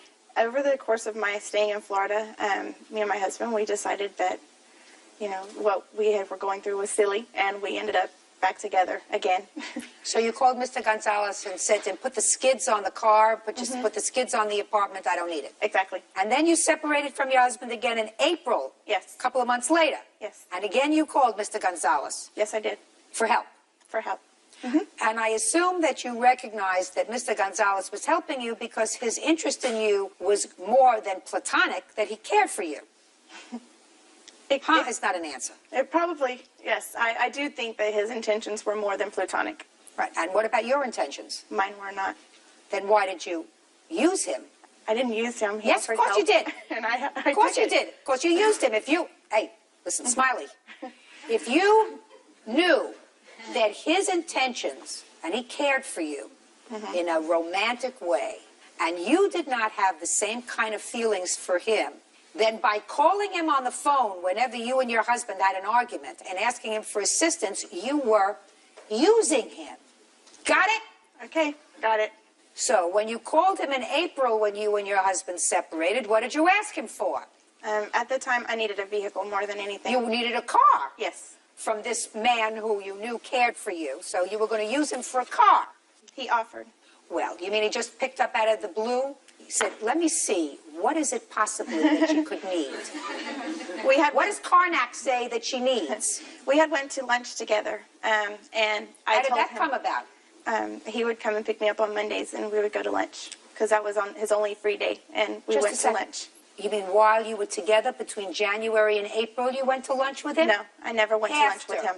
After you separated? Yes. Well, how did he find out you were separated? Did you call him? Yes, I did. So you called him, and then you said to him, we can have lunch on Monday, right? No, he's And the it was one that on one of suggested these Monday. lunches that you told him that you needed a car? Yes. And he agreed to help you get a car? Yes, he co-signed with me on a 2002 Nissan Xterra. Isn't that nice of him? Your agreement was that you would pay for it, right? I would make the payments on it, yes. And you stopped making the payments on it? I never even got the chance to make the first payment on the car. He took the car back? He took it back, yes. Why did he take it back? Because in the transition with me getting the car, I was supposed to get my student loan in, and I was going to give him money for a deposit, which the deposit originally was only supposed to be $500. But when he went to sign the paperwork, he went without me to sign it. He told him that I was going to give him $1,000, and because he got all the warranty and everything on it, they added another $288. So it came up to almost $1,300 that he needed down on it. But the decision between him and I was that I would make the full payments on it. And I told him at that time I didn't have the $1,300 to give him, that I would get it from my student loan. So he canceled it? He didn't cancel it. He kept the car, to my knowledge. Is that right? I took the car away from her because she didn't pay the down payment to the vehicle, nor did she pay the first down payment. So you actually got the vehicle? Yes, I took the vehicle away because she No, failed. listen to me, Mr. Gonzalez. You got the vehicle? Yes. Did she ever drive it? Yes, she did. Did you ever drive it? Yes, I had it for almost a month before he Oh, took it. you didn't tell me that. I thought you said he changed his mind. So he got the vehicle. Oh, yeah. And he gave it to you. Yes, he did. And she didn't make the down payment, and she didn't make the first payment. That's correct. Ah. Judge Judy continues in a moment. How much of the $2,600 and change did you pay? My husband gave him $90 to shut him up. Your husband gave him $90 to shut him up. So Yes. that the answer is you paid him nothing. $90. No, the answer is you paid him nothing. Okay. And later today, Do you suffer from a mental disability? No, unfortunately, Mr. Jimenez, I'm not kidding. No, I don't suffer from a mental disability. real cases, real people. Judge Judy. Daniel Gonzalez says former friend Victoria Delgado owes for fraudulently opening a credit card in his name. Daniel says Victoria is a user and took advantage of his kindness. Now let's get to the credit card. When for the first time did you know that she had obtained a credit card? On the 13th of May. Of May 13th. And how did you find out that she had obtained a credit card? She told me that she had applied for a credit card under both our names. So then from there, she just started telling me all that she made a couple of purchases for her apartment that she was going to get. And I was like, well, I was thinking a couple of purchases, like maybe $50, $60, $100, maybe. Actually, he got upset. He got upset. I'm not talking to you yet. Go ahead. She told me that she had received a phone call on the 12th stating that that the credit card company was requesting my information. And I was like, well, how am I supposed to do that? I didn't even know about the credit card. So that's when everything turned out that she... Can I see the bills, please? Sure. And at the same time, she gave me a letter that she wanted me to sign stating That's the letter that she wanted me to sign. Can I? In a minute. In a minute. Okay. She gave me a letter that she wanted me to sign so she can fax information to the credit card company, stating that she was an authorized user. In a matter of 3 days, she was managed to charge $2,600 on a credit card. Now I'll hear you, Miss Delgado.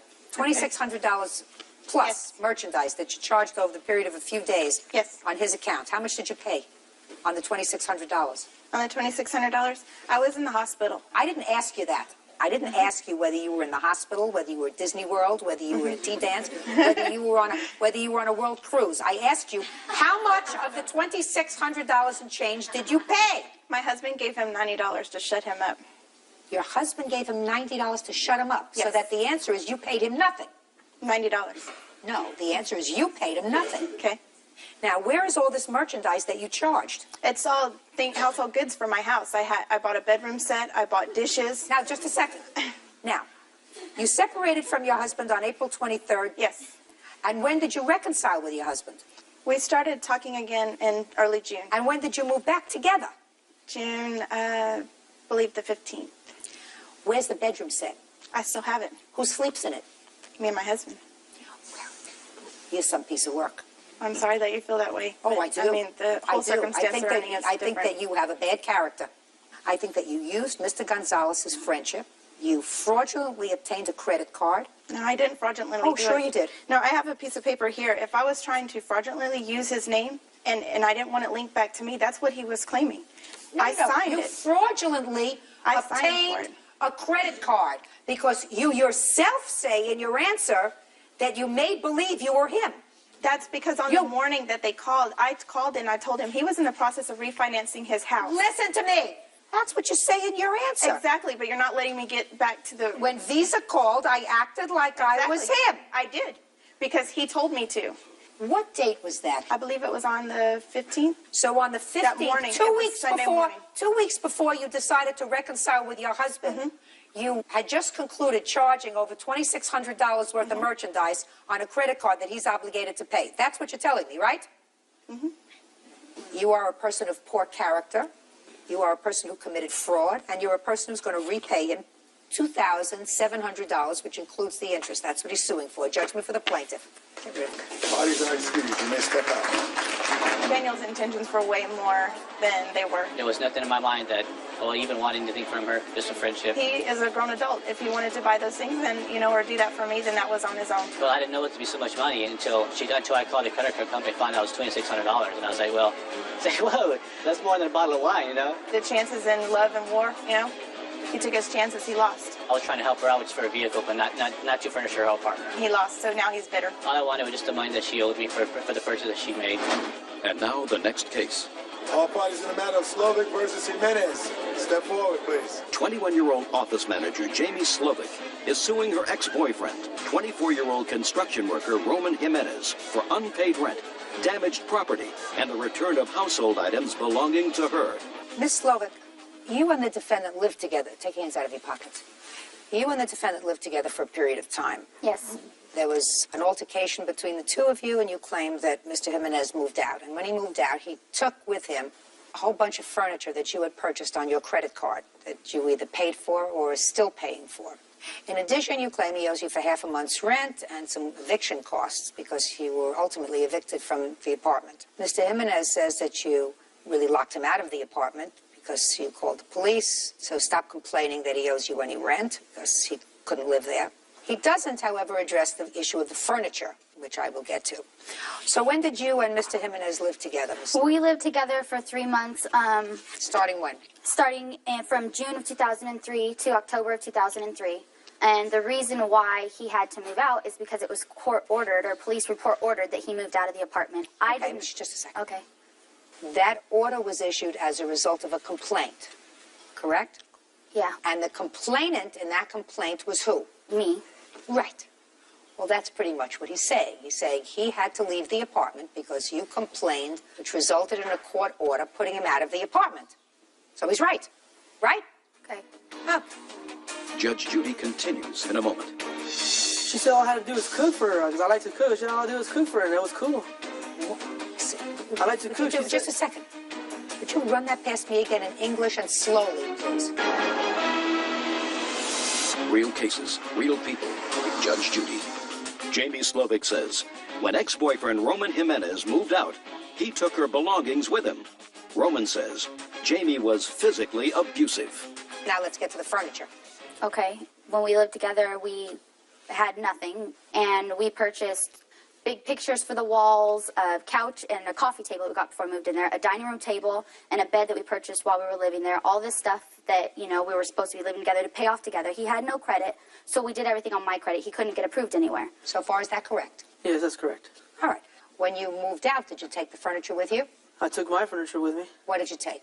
I took my pictures. Pictures. Were those pictures that were purchased on her credit card? Yes, ma'am. Well, then how could you take the pictures if she paid for them? Well, because I gave her some money too, and you know, she spent the money on that stuff, and I spent my money like on food and going out and stuff like that. Going out. We ate a lot. We ate good food. Going out without Shh. Don't talk to him. Okay. What else did you take with you, sir? Pictures, pots, pans, some sofas. Oh. Some what? Oh, I took a futon, like a sort of Just a recliner second. futon. Pictures, pots, and pans. Yeah. Yes. Yes. Yes. I have pictures and pots and pans. What other furniture did you take with you, sir? I didn't take the furniture because the furniture was broken. So you took nothing else but pictures and pots and pans. Is Yeah. that what you're telling me? That's correct. What happened to the futon you told me about a couple of seconds ago? Oh, it was kind of broken. Did you take it? Pieces of it. Do you suffer from a mental disability? No, I don't. Unfortunately, Mr. Jimenez, I'm not kidding. No, I don't suffer from a mental disability. Then when I ask you a question, I want you to think about the answer, and I want you to give me an answer that's truthful. Pictures, pots and pans, and a futon sofa. Is that right? The mattress. I took the mattress. Took the mattress. And was that something that was purchased after you moved into the apartment? Yes, it was. So the pictures, the pots and pans, the futon, and the mattress were things that were purchased with the plaintiff's credit card that she paid for or is paying for, and you took. Correct. It was my... Perfect! How much were those things? Everything that he left me with is way beyond $5,000. Listen, it's not what I asked you. Okay, I'm sorry. He says he took pictures. Do you have the bill for the pictures? This top one right here is one of the pictures. And how much was that? $47.99. What else? Give me the figure. Okay, figures $16.99, $15.99, $14.99, and $69.99. How much was the futon? I don't have the receipt just for the futon. Oh, fine. So then forget that. Now, mattress. How much was it? He took it with him. $580, I think, for just the mattress. Go. Mattress, futon, pots and pans. $256. $256. $940. Okay. Now, listen to me, Mr. Jimenez. You cannot take property that was being paid for by the plaintiff because you wanted it. She said all I had to do was cook for her because I like to cook. She said all I had to do was cook for her, and it was cool. What? I like to cook. Just a second. Would you run that past me again in English and slowly, please? Okay, she said all I had to do was cook some good food, and it was cool. Don't worry about it, baby, and that was it. Judge Judy continues in a moment. You have children? Yeah, I have one son. How old is he? How old is he? He's 5 years old. You have children? No. Very good. Miss Slovak. Drama. You know, sometimes you make a mistake, and what you have to do is you have to put a period and move on. Do you understand? Mm-hmm. You're a young girl. He's worthless. Do you understand? Yes, I do. Okay. He used you. Yep. You took care of his son? Yes, I did. Once in a while. She went to the park with him. Aww.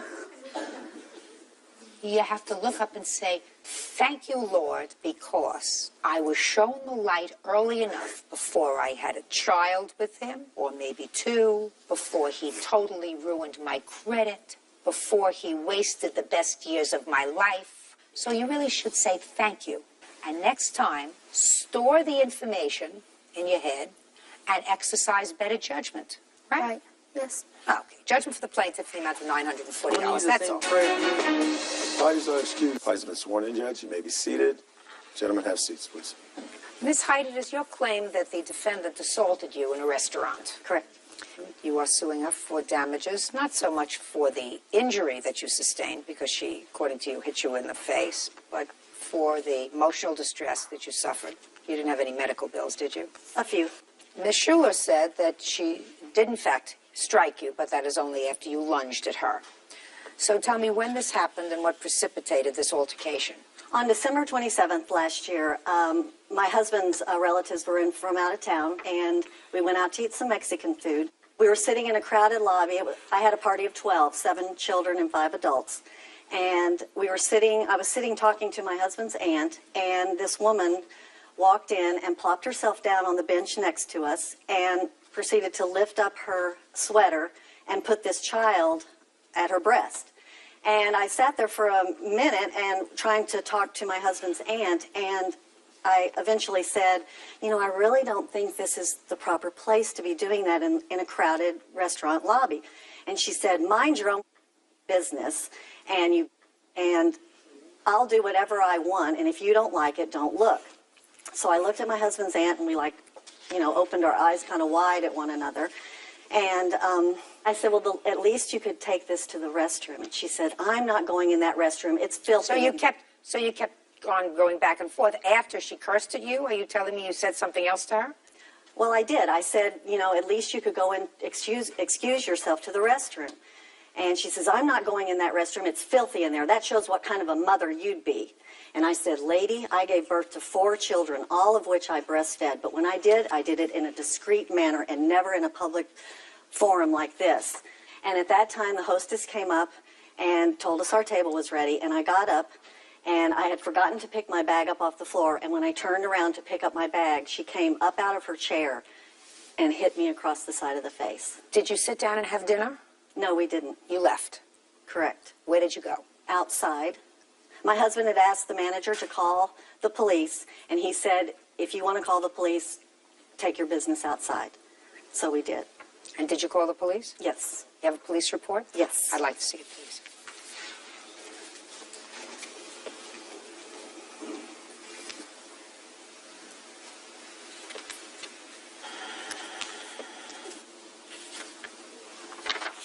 What kind of medical attention did you require? The next morning on Sunday, I went and saw my primary physician, and he checked out my face, and the next day I went and had an x-ray And of it was my okay. jaw. It was okay. It's okay. I was in a lot of pain for about 2 weeks, and my jaw, after she hit me, my jaw didn't sit right on my face, and I'm telling my husband, this woman just hit me, and I was holding this side of my face because it hurt more over here for some reason. My doctor told me it was a whiplash effect. And she looked up at me from her bench and said, what the hell are you holding that side of your face for? I hit you on the other side. All right, Ms. Schuler, let me hear your version of the events. Okay. How old is your baby? My baby at the time had just turned a year old. She was probably approaching 14 months. And I had my 3-year-old son as well. Okay. Tell me what happened at the Mexican restaurant on the 27th. It's ironic. We had a choice of like 6 places. We chose this place. We went in, and the lobby was just packed. I went up to the hostess, and I said, how long of a wait do you think it is? And she said, 5 minutes.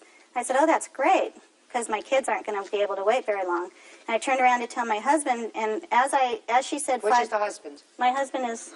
And as she told me that, the plaintiff's husband was sitting where I eventually sat, and he said, you've sat 40 people since we've been here. And I thought he was yelling at me, so I just kind of noticed that he said that and, just made a mental note, told my husband, it's only going to be 5 minutes, we can do this. And the plaintiff's husband had stood up and demanded to see the manager because he felt they were waiting too long. And he left his seat, so I sat down in his seat.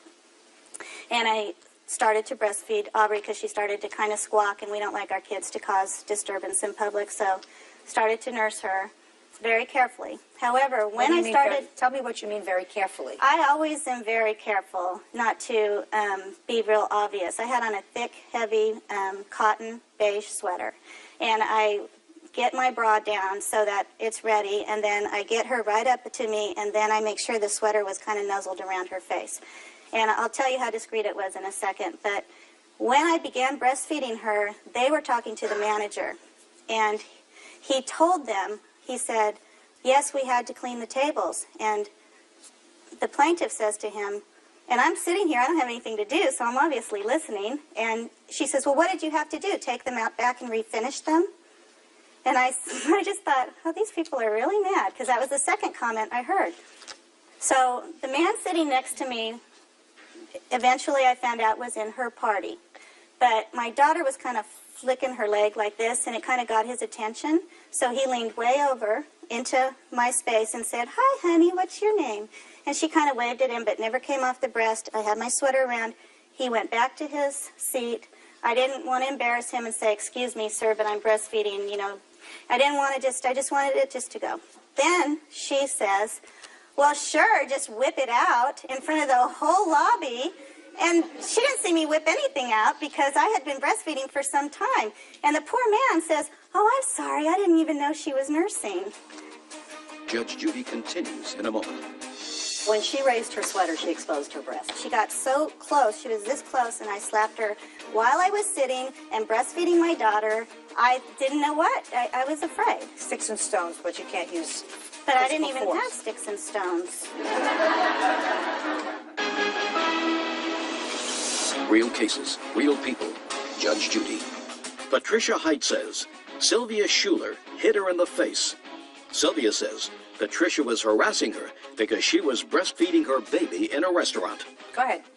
So she says another few comments like you should go to the bathroom. And I finally said, excuse me, ma'am, but you are extremely rude. Because I'd seen her being rude to everyone, and now she was being rude to me.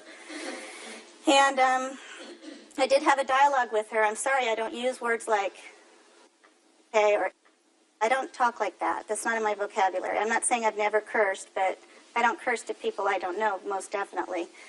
And she said I should go to the bathroom, and I said, where would you like me to sit in the bathroom? On the toilet? I can't nurse my child on the toilet.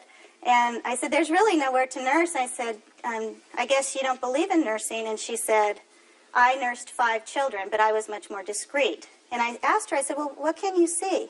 And she just rolled her eyes. She couldn't see anything. So my husband says to her husband, you know, I'm sorry if my wife's breastfeeding is offending you, but she does have the right to feed my daughter wherever she would like. I'm not sure of all their dialogue because they were over there. She kept at me. And so my husband turned and said to her, he said, excuse me, ma'am, but if it offends you, look away. And that's when her husband reeled around and said, you don't talk to my wife that way, and I'm going to kick your effing ASS. And then that went on, and I'm just kind of watching going, oh, no. And I'm getting very worried what's going to happen. It was getting out of hand. It was. And so the manager... Who's the manager? This is the manager of the restaurant. Come up here. Tell me your name. Peter Holder. Did you observe this incident? Parts of it. Did you observe when Miss Schuler hit Mrs. Height? No. If you didn't observe this assault, why are you here? To help shed some light on the disposition and the nature of the plaintiffs and how aggressive they were. I'd like to hear that. Go ahead. Rarely do you have I encountered somebody as hostile and aggressive as this. Who? The plaintiffs. They when they came in, we told them it would be about 20 minutes, and for a table, it takes you have to put a certain number of tables together for 12 people. Did they have a reservation? No. Okay. So you told them it would be about 20 minutes. Yes. And 10 minutes later, the hostess came and got me. I was back in the kitchen and said, this man would like to see the manager. He's very upset. So I went out and, how can I help you? And he says, you're seating all these people ahead of us. We've been here way past 20 minutes. It had been 10 minutes. And I said, well, a lot of our tables only hold 2 and 4 people, and that's who we're seating. We have a place all picked out for you, waiting for one more party to leave. And that's when Patricia, I believe her name is, said... Mrs. Height. Mrs. Height said, what do you have to do, take them out and revarnish them? And I went, whoa. And right after the incident, the plaintiff's husband threatened using that language him again, and that's when I asked him to leave. What did you hear? I should kick you. So they were angry? Very. Okay, have a seat. All right, Ms. Schuler, tell me what happened after Mr. and Mrs. Height's name was called and indicated that their table was ready. I believe what got her so angry was that her friend sitting next to me was apologizing profusely, saying, and I didn't realize he was with them until this. And he said, I'm so sorry, and I don't know what's going on with them, and I don't know why they're acting like this. And I said, do you know those people? And he was saying yes, and then their table got called. So he was apologizing to me. I was talking to him. The plaintiff and the aunt stood up. The aunt passed. The plaintiff came over to us and said to him, "Stand up. You don't need to apologize to her." And as he passed me, she lunged at me and said, "He didn't come here to see the likes of you." And she got so close. She was this close, and I slapped her while I was sitting and breastfeeding my daughter, still breastfeeding, and I slapped her because she came so close. I didn't know what. I was afraid. Well, you know that you can't do that. I really didn't. I swear to God. I will swear to God, I did not know I couldn't defend myself. Well, I don't think there's a question of defending yourself. Well, but, you know, you can't use sticks and stones, but you can't use But I didn't physical even force. have sticks and stones. Miss Sheindlin, you know exactly what I'm saying to you, madam. Don't be a passive-aggressive with me. Real cases, real people. Judge Judy. Patricia Height says fellow restaurant patron Sylvia Schuler hit her in the face. I mean, if you saw a man sitting there and scratching himself because he had an itch, would you have the gall to say to him, "Can't you do that someplace else? Can't you go into the bathroom? Why don't you go do that in the car?" You wouldn't say that to him. Well, you wouldn't say that to him. What you would do is you would take your children, if you believed it was offensive, and you would go outside. You would say, "I can't believe that guy can't be more discreet about scratching himself." Well, when she raised her sweater, she exposed her breast, and that's what I had a problem with in a public place. And I want to tell you something. I don't necessarily believe that that's true. I believe that that's a convenient thing for you to say now, and I don't believe that she cursed at you, Ms. Height. I do not believe that you said to her very sweetly, "Could you please do that, or don't you think you could do that someplace a little more discreetly?" And she turned around and called you the names that you attribute to her a moment ago. I don't believe that that happened. Can I let my husband testify? Oh, you can, but I won't believe him either. I don't believe she said that to you. She did. No, I don't believe she said that to you. I believe that you kept going back and forth because it would make sense if she said, "This is what I'm going to do," and then you came back to her and said to her, "Can't you just go to the restroom?" Because if somebody came back and cursed at me like that, I would say if I were a normal person, "Gee, this person's a little bit off. I'm not going to have anything else to do with her." But you didn't do that. You came right back and you said to her, according to you, after she cursed at you in a vile way, you said to her, calmly, you could at least go into the restroom. That's not what I'm hearing from the manager of the restaurant. That was your demeanor on that day. He didn't. Now, that doesn't mean, madam, that you have the right to put your hands on her. You don't. She has absolutely no right to tell you that you can't breastfeed a child, which is a perfectly natural thing. Some people prefer to do it privately. They feel as if for everybody's sake, including the child's sake. The child is 14 months old. Perhaps we can do this privately. I can go out into the car. I can go into a private corner. I don't have to be in the middle of a lobby with 50 people around me and breastfeeding my child. But that's your prerogative. You know, you say it's a natural occurrence. It is a natural occurrence, and you can do it. There are lots of things that are natural that you don't necessarily do, you know, in the middle of Times Square. However, you understand what I'm saying to you? I do. I'm not being judgmental. I'm not being at the risk of offending the La Leches. I did not breastfeed my children. They grew up just fine. My generation didn't do that. But all my children and their children have all been breastfed, and they whip it out just about any when they want. I'm just trying to get over. Well, you're just trying. I'm just trying to get over. I'm not being judgmental. Well, it's not your prerogative to tell her what to do. And I don't believe that you are hurt either. I believe she slapped you and your pride was hurt. But you can't hurt her. Now, I'm going to get to your counterclaim, because I think that your counterclaim is also a little bit of nonsense, but I'm prepared to hear it. Okay. It's for emotional distress. Well, I have expenses. That's all I'm asking for. What expenses? I had a lot of consultation with an attorney because I was supposed to be arraigned on March 5th. Yes. I was arrested. She made a citizen's arrest because you assaulted her. Exactly. So I was very concerned. I was a nervous wreck. I've never had any legal problems in my life. Should have kept your hands to yourself.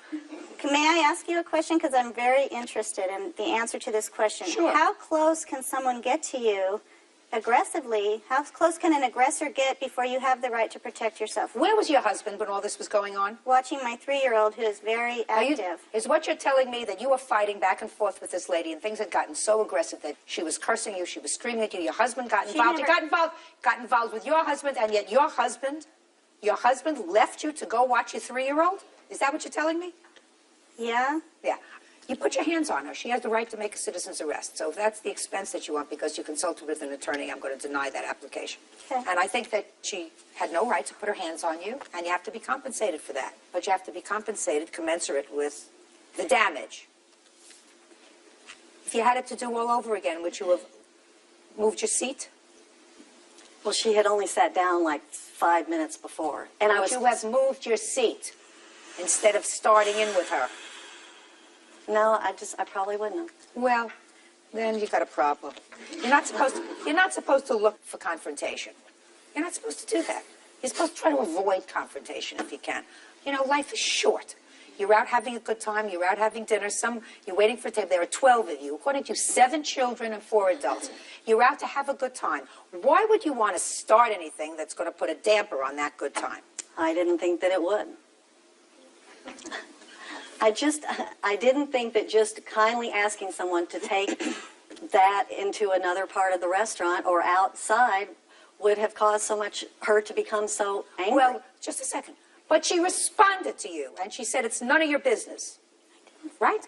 Let's say I agree. Let's say that that's what she said to you. It's none of your business. Let's say she used all the expletives. Then why did you continue the conversation with her? Well, I was sitting with my husband's 70-year-old aunt and uncle. Your 70-year-old aunt and uncle didn't complain. You did.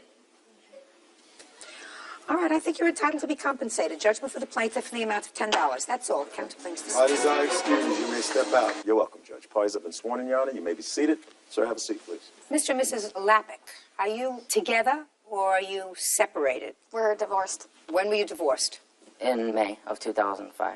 So you are living separately or not living separately? Separately. I let her stay in my house and she rents from me. You don't live there? No. When was this incident that brings you to court? July 23rd. So it was after your divorce? Right. According to your complaint, Mr. Nielsen was at that time a boyfriend of yours. Mm-hmm. And the two of you had been out with some other friends. Subsequently, you invited a group of people back to your house, according to what I read. And you decided not to go back home. You decided to go and check in with your ex-husband. And it is your complaint that Mr. Nielsen, probably because he got angry, trashed the house you were living in. And since it's your ex-husband's house, he is a co-plaintiff. Is that about right? Yes. Who went out that evening? It was me, Jim Nielsen, Jay, one of my friends, and Justin, another one of my friends. We ended up going to the bar, and then we all went to a restaurant to eat. And Chris was at the restaurant. And I called his phone, he called my phone, we were arguing. What were you arguing about? We just always argue about Well, you everything. were divorced already, so why Right. were you arguing? Do you have children together? No. No. Just because she still lives in my house and we still have contact with each other. Why do you let her live in your house? Because her and her son, I didn't want them to have to go out and find a place because it's more expensive. Okay, how old a child do you have? 2.5. Not your child? No. How long were you married? Only like 5 months. 7 or 8 months. Well, I'm not exactly sure because we got legally separated first. We'll do 4 months. All right, so you were arguing with Chris in July. On the 23rd of July, you were having dinner with a group of people. What happened next? Justin, he was my roommate. I ended up having him and his friend drop me off at Chris's house. Why are you laughing? What's funny? Because I'm stupid. Oh. But anyway. Okay. Yeah, so I got dropped off at his house, and Justin said that he was going back to his friend's house to watch some movies. I let one of her friends also move in there to help her with the rent. So Justin was your roommate Right. in your house? Exactly. Okay, so you went to Chris's house, and your roommate Justin dropped you off at Chris's house. Right. How long did you stay at Chris's house? I stayed the night. Where was your child at that point? At his father's. Does he live with you or his father? He lives with me. Okay, so you stayed the night with your ex-husband. Mm-hmm. And what happened when you got home? My front porch railing was ripped off. The door frame was cracked all the way down the side, and the screws were out. The door was like, I don't know, it wouldn't shut. It was wide open. There was a huge hole in the wall. I have pictures. I'd like to see the pictures. There were eggs, ketchup, mustard, mayonnaise, cereal, bread, milk, cough syrup, all over my walls, all over my rugs. What makes you think that Jim here was responsible for this damage? Well, he always wears a wife beater under any of his shirts. What does he wear? Oh, wife beater. It's like a tank top. What is that called? It's a wife beater, isn't it? shirt. Is that what the T-shirt says on it, or is that what it's called? That's what it's called. I never believe. heard that. Did you Is ever hear what that? it's called? Yep. You're kidding me. I'm not kidding. A tank top shirt? Man wears a tank top shirt. It's called a wife beater? It's just plain white. It's like a three-finger. White or wife? Wife. Wife? Yes. Oh, boy. So I found that in my house. It was covered in everything that was all over my floors and walls, and it was ripped off. And Jim, when he goes out and drinks and when he gets mad, he rips off his shirt and just throws it wherever. So I knew that was him. So I called him, and I told him, I said, Jim, why'd you destroy my house? He's like, oh, I didn't. I'm like, you tell me you didn't destroy my house. I said, I found this. My entire house is trashed. He's like, I don't know. I didn't do it. I said, well, I'm calling the cops. So I called the police, and then after I was waiting for the police to show up, Chris called Jim back, and... What happened when you called him back? I called him up. I was angry. I knew it was obviously something to do with the fact that she left with me. So I knew it was probably him and his friends. How long had you dated him before that evening? 3 weeks. So Go ahead. I called him up and I was yelling. I'm like, what's going on? Come into my house, destroy my house. He goes, first he said I didn't. Then he goes, well, I was mad. He said something like I was drunk, I was mad, something along those lines. He admitted to it. We called the police. He admitted that the police officers came over. You have a police report? Yes, I do. I'd like to read it. Thank you. All right, Jim, I'm with you. I didn't do nothing. I woke up with stuff all over me. You went back to her house? Yeah, Justin had the key, and we were drinking there for a little bit, and I passed out. I wake up, I got all this stuff all over, eggs and stuff all over me. I didn't know what happened, holes in the wall and everything. And she's saying I admitted to it. I never admitted to nothing, to the cops at all. You're John. Yep. Jim, John, and Justin. You were there that evening? No, the following day I was there. They came to my apartment. Who did? I came to his apartment in the morning. Justin's the one that brought it up to me. What I think is Justin had the key. Listen, I don't care what you think. What you think is irrelevant. When you finish law school, you can get a job as a judge, and hopefully somebody will care about what you think. I just want you to tell me what you heard and what you saw. Judge Judy continues in a moment. All right, let me see the estimate. Come on, I had enough. Let's go. Got other fish to fry today. And later today, Somebody rode on his car and vandalized it. It was, I'm speaking. You may get away with that with your wife. You don't get away with it with me. real cases, real people. Judge Judy. Jennifer Lopick and her ex-husband, Christopher, claim Jennifer's ex-boyfriend, James Nielsen, destroyed their home in a drunken rage. Go ahead. I heard the house got trashed. And I took Justin back to the house, and I seen it. Good. Thank you. Now, did you speak to the police? Yeah, on the phone. Listen to me. Do you know the police in Auburn, New York? Yes. You think they have it in for you? No. They don't know you. They don't care about you. Yeah. Right? The police say that you said he was drunk and did some and said he would pay for all the damages. I didn't say I paid for all the damages. Okay. There we go. Oh, God, my life is so... What? Okay. What I did said you... I would fix the damages. Oh, okay. If... Oh, just a second. So you didn't say you would pay for the damage. You said you would fix the damage. Yes. So that's what you told them. Mm-hmm. Yes. So you acknowledge that you did some of the damage. Yeah. Well, I didn't do all the damages, you know. I don't care whether you did some or all. I'm not going to be, you know, the one paying for all the damages, though, you know. There's other people there. Well, then this is what you have to do, Jim. I called her and tell her I was going to come fix it, and she's like, oh, no, I can't do it now. I don't want you to fix it. I got somebody else to fix it. What do you I do bought for, all this stuff to what go do you fix do it. for a living? Huh? I got 2 jobs. I work at MKM, and I'm an electrician. What's MKM? Trucking business. But you're not a carpenter. No. I can still do it, though. Are you a brain surgeon? No. You wouldn't try that, would you? No. I mean, if somebody said, you know, here's Bird, he needs a little brain surgery, you wouldn't say, I'll give it a try. Not what I do, but I'll give it a try. You wouldn't do that. And so they're entitled to have a professional carpenter fix that. They don't have to accept your offer to fix it yourself. But the railing wasn't all broke. It came all off. The screws just fell out of it. That's all that happened. When to you it. commit a crime, sir, You don't get to choose your punishment. Your Honor, I told him he could fix it, and we went a month of him not doing anything, and then I said, well, we'll just do a payment of $527, because that's what I estimated myself. $527, an odd number to estimate. But Ms. then... Isn't that an odd number to estimate? $527, no sense. Just $527. Just figured, yeah, I know. All right, let me see the estimate. Come on, I had enough. Let's go. Got other fish to fry today.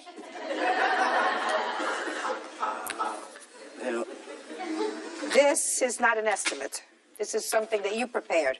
That's all the personal stuff. Eggs, your food estimate, your eggs, pudding, Jell-O, mayonnaise, bread, a gallon of milk. You know what that comes under the category of? You know what you said to me before when I asked you why you were smiling? Remember what you said? Because you were... Okay. Stupid. All right. Go buy your own eggs. That is pretty stupid. Why didn't you take pictures of the way the rest of the place looked? Hama? Because Chris went and bought a camera, and we were supposed to take pictures of the house while it was fully destroyed before I cleaned it. And he said, well, since the cops came and Jim admitted to doing it, then we don't need to take pictures, and would not take it out of his car. Why to take not? pictures. I don't remember. I don't remember either. All right. Did you get the place fixed? We got everything cleaned up, but we didn't get it fixed yet. Not all the... I cleaned the house. I didn't get anything fixed yet. Judgment for the plaintiff in the amount of $1,500. That's all. Don't be stupid. Sorry, excuse me. You may step out. That same night, she went out with me to the movies and all that, and was with me for other weeks after that. Before I even left the restaurant, I told them that I was going to his house. She called my phone and went to my house. I drank a few beers and I passed out. The next day I show up and my front porch is missing. I woke up with stuff all over me and I was off. Oh, I was mad. Very angry. And now the next case. All parties in the matter of White versus Flores. Step forward. Russell White is suing his neighbor, Adalberto Flores, for the cost to fix his car. Russell says Adalberto's daughters wrote on the vehicle with chalk. Mr. Flores, we thought it best that your 4-year-old little girl, who was the subject of this case, was outside. She appeared to me to be a little bit upset about being here. I don't think it's necessary for her to be here. If it is, I'll have to see her in chambers. Clear? Yeah. All right. Mr. White, you and Mr. Flores are neighbors? Yes. And your children played together for some period of time until recently? Yes, Your Honor. It is your claim that Mr. Flores is responsible for some damage that his daughters did to your car. Yes. You fixed the car, and you really want Mr. Flores to pay your insurance deductible, which is $500. Yes, Your Honor. And Mr. Flores says that there's no evidence that his girls caused any damage to your car. Yes, Your Honor. Who caused the damage to your car and when, Mr. White? Well, on October the 13th, I was working 3 to 11. When I came home that evening, I noticed some damage on my car. You have photographs of it? Yes, I do. I'd like to see it, please.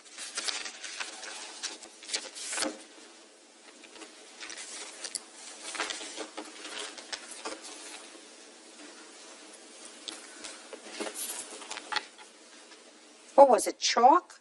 It was chalk, and it was like someone had scribbled on the back of it.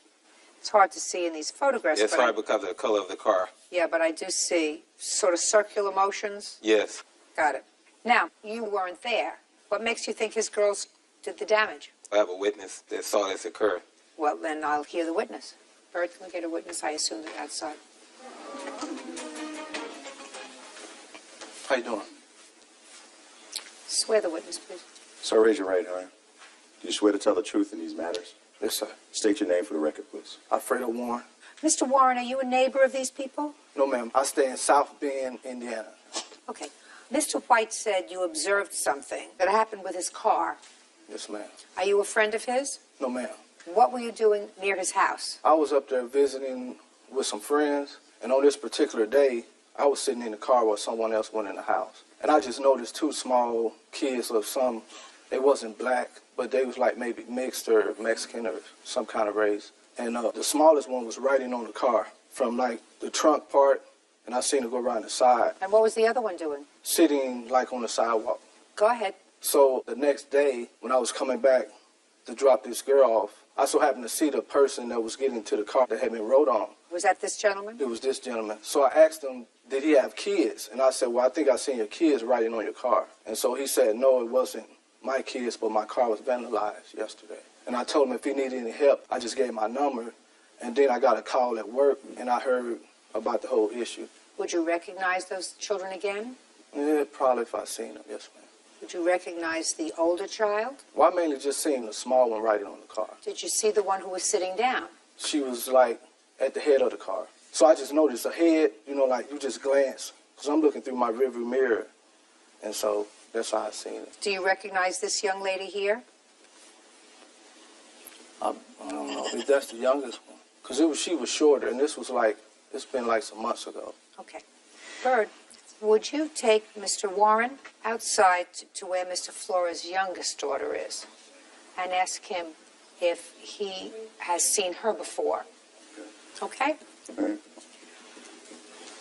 Mr. Warren, why don't you go with Officer Bird? Now, before Mr. Warren comes back, you step up here. Right over here. You hop up in that chair. Tell me your name. Jessica. All right, Jessica. So before this gets any worse, did your sister ride on Mr. White's car? No. You sure about that? Yes. Do you know anybody who damaged Mr. White's car? No. And you weren't present that day, sitting there while your little sister either took a piece of chalk or anything else and wrote on Mr. White's car? No. You sure about that? Yes. Okay. Go and have a seat.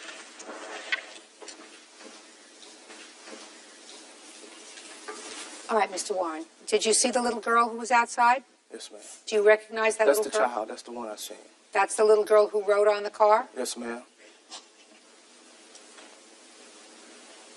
Prior to October 13th, you had never met the plaintiff, is that right? Yes, ma'am. Are you positive that the other young lady that you saw outside, the little 4-year-old? Yes, ma'am. That's the one I seen right on the car. Okay. What do you have to say for yourself, Mr. Flores? They're running a game. What? I said they running a game because she don't go outside without her sister. So I don't know what he talking about that he see my only 4-year-old outside. Listen to me very carefully, sir. Nobody's running a game. Your daughter fibbed to you. This one. This man doesn't know him, I believe, and that's my job. Oh, okay. To determine who's telling the truth. All right. He didn't say to me, yes, I recognize her. He said, I'm not sure. It's been a while ago. Right. But when he went outside and saw your little girl, who he was watching right on the car, he was able to identify her, and I believe him. So you better have your girls a little bit more in check. Anything else you want to say to me? Yeah, I think she didn't do it. Well, you keep going in that direction, and you're going to be standing in court a lot with your daughters. A lot. I've given you all the reasons. Somebody rode on his car and vandalized it.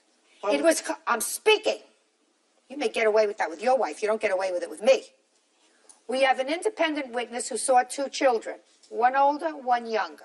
The younger one was riding on the car. And he says there's no question in his mind it was your daughter. And you said, I don't believe it. Why?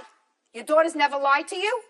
No. Baloney. They ain't the only ones that live Baloney. in. They ain't the only little girls that live in the block. Just a second. He said it was your daughter. Certainly they're not the only children living on the block. He don't even live around there. Oh, you're an He idiot. live in Sound Bay. You're an idiot. You're going to spend a lot of time in court, both for yourself and your children. Judgment for the plaintiff in the amount of $500. That's all. The bench by the lake. Every morning at 7 a.m., Thomas sat on the old wooden bench by the lake. Rain or shine, summer or snow, he was there, always dressed in a pressed gray coat and holding a small, wrinkled photograph in his hand.